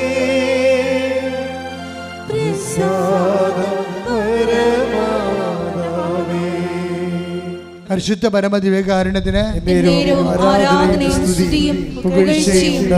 പരിശുദ്ധ പരമദിവ്യകാരുണ്യത്തിന് കൈ ഒരു ഇടത് കൈ നെഞ്ചത്ത് വെച്ച് വലത് കൈ ശിരസിൽ വെച്ചുകൊണ്ട് വ്യത്യസ്തങ്ങളായ മേഖലകളിലെയും രോഗസൗഖ്യ പ്രാർത്ഥനയ്ക്ക് വേണ്ടി നമുക്ക് പ്രാർത്ഥിക്കാം. ഓൺലൈനിലുള്ളവരും ഇതേ തന്നെ ക്രിയകൾ ചെയ്തുകൊണ്ട് ദൈവത്തിൻ്റെ സാന്നിധ്യം, കർത്താവിൻ്റെ വചനം ഇത്രയും നേരം കേട്ടതാണ്. ഉടമ്പടിയിൽ എങ്ങനെയാണ് പുരോഗമിക്കേണ്ടതെന്ന് നമ്മളെല്ലാം പഠിച്ചതാണ്. കർത്താവേ, അങ്ങയുടെ അവകാശവും അങ്ങയുടെ ഓഹരിയുമായിരിക്കുന്ന അങ്ങയുടെ സഭ അങ്ങേ നാഥനും രക്ഷകനെ ഏറ്റുപറഞ്ഞുകൊണ്ട് ശിരസിൽ അവരുടെ കൈകൾ വെച്ചിരിക്കുന്ന കർത്താവേ അവിടെ കൈകളെ കർത്താവ് നിന്റെ തിരുമുറുപാടുന്ന അണിപ്പെടുതാറുന്ന അത്ഭുത കൈകളായി മാറ്റണമെന്ന് പ്രാർത്ഥിക്കുന്ന കർത്താവേ, അടിപ്പിടർ പോലെ വൈതാക്കാലം ദൈവികമായ സത്യം അവർക്ക് ആവശ്യിക്കണമേ. ഉച്ചമുതൽ ഉള്ളംകാലം വരെ കർത്താവിൻ്റെ രക്തം പടരട്ടെ. എല്ലാ കൊസ്യങ്ങളിലും പെശുകളിലും രോഗാതിരമായ എല്ലാ പെശങ്ങളിലും കൊസ്യങ്ങളിലും കർത്താവിൻ്റെ രക്തം പടരട്ടെ. ലോർഡ് ജീസസ് ക്രൈസ്റ്റ്, സ്തുതിക്കട്ടെ. ഹല്ലേലൂയ. Suck with the precious blood, or in peace spirit, I command you in the name of Jesus Christ to be healed. സ്തുതിക്കട്ടെ. ഹല്ലേലൂയ, ഹല്ലേലൂയ, ഹല്ലേലൂയ, ഹല്ലേലൂയ. കൊണ്ട് വീണ്ടും വീണ്ടും മഹത്വപ്പെടുത്തണമേ, ഞങ്ങളെ സാക്ഷികളാക്കി ഉയർത്തണമേ. ഹല്ലേലൂയ. ഒരുമിച്ച് പാടാം. സ്തുതിക്കട്ടെ. ഹല്ലേലൂയ.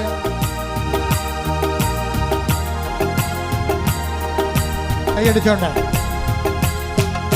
ശക്തിയയക്കണമേ പരിശുദ്ധാത്മാവേ, അഗ്നിയയക്കണമേ പരിശുദ്ധാത്മാവേ, ശക്തിയയക്കണമേ പരിശുദ്ധാത്മാവേ, അഗ്നിയയക്കണമേ പരിശുദ്ധാത്മാവേ.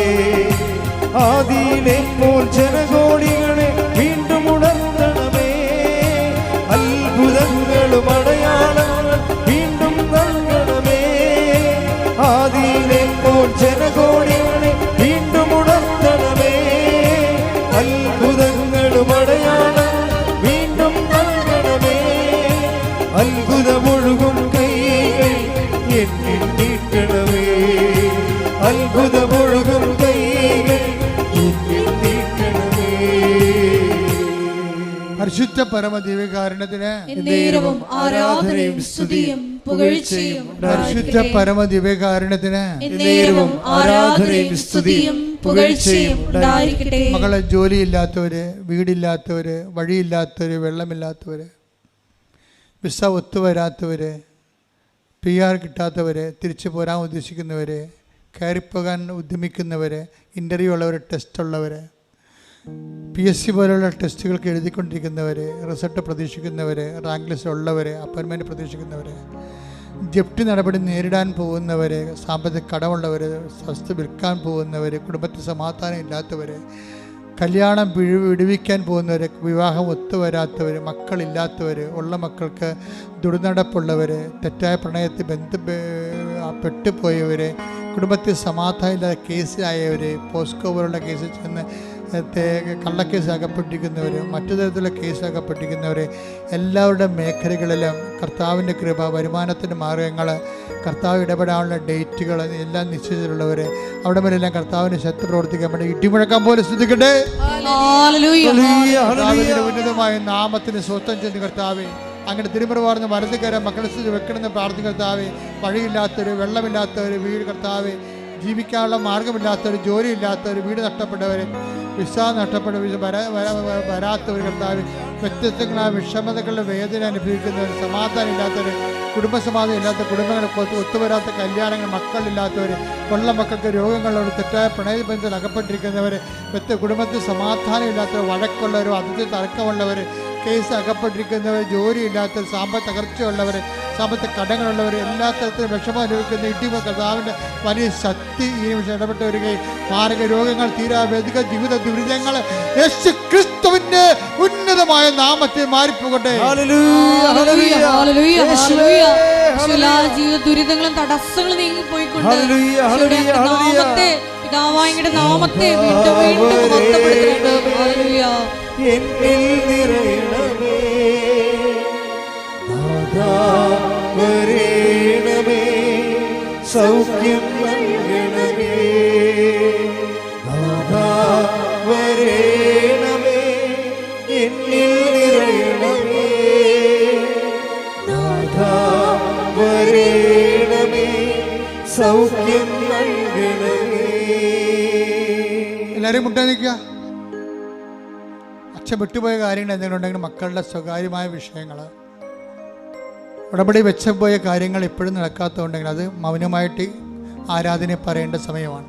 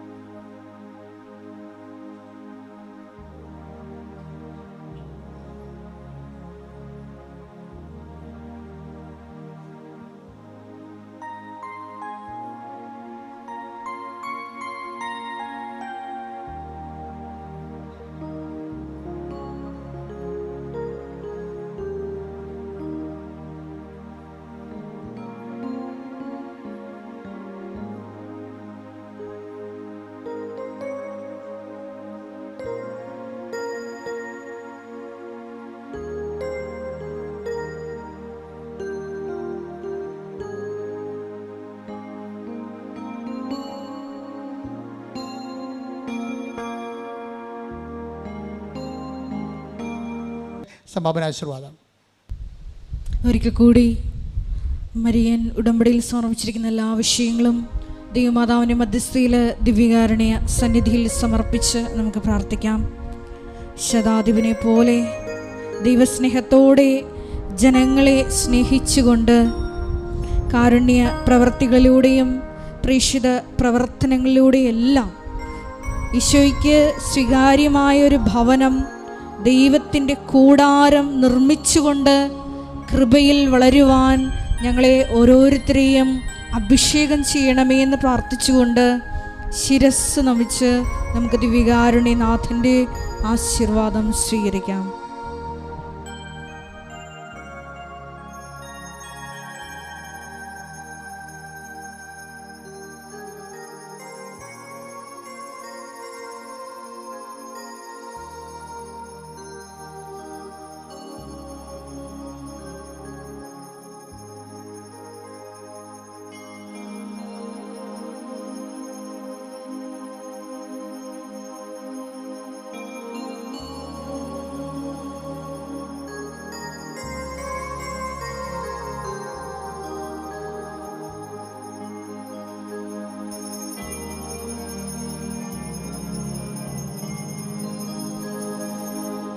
പരിശുദ്ധ പരമമാം ദിവ്യകാരുണ്യമേ, എന്നുമെന്നും അങ്ങേക്കാരാധന. പരിശുദ്ധ പരമമാം ദിവ്യകാരുണ്യമേ, എന്നുമെന്നും അങ്ങേക്കാരാധന. പരിശുദ്ധ പരമമാ ദിവ്യകാരുണ്യമേ,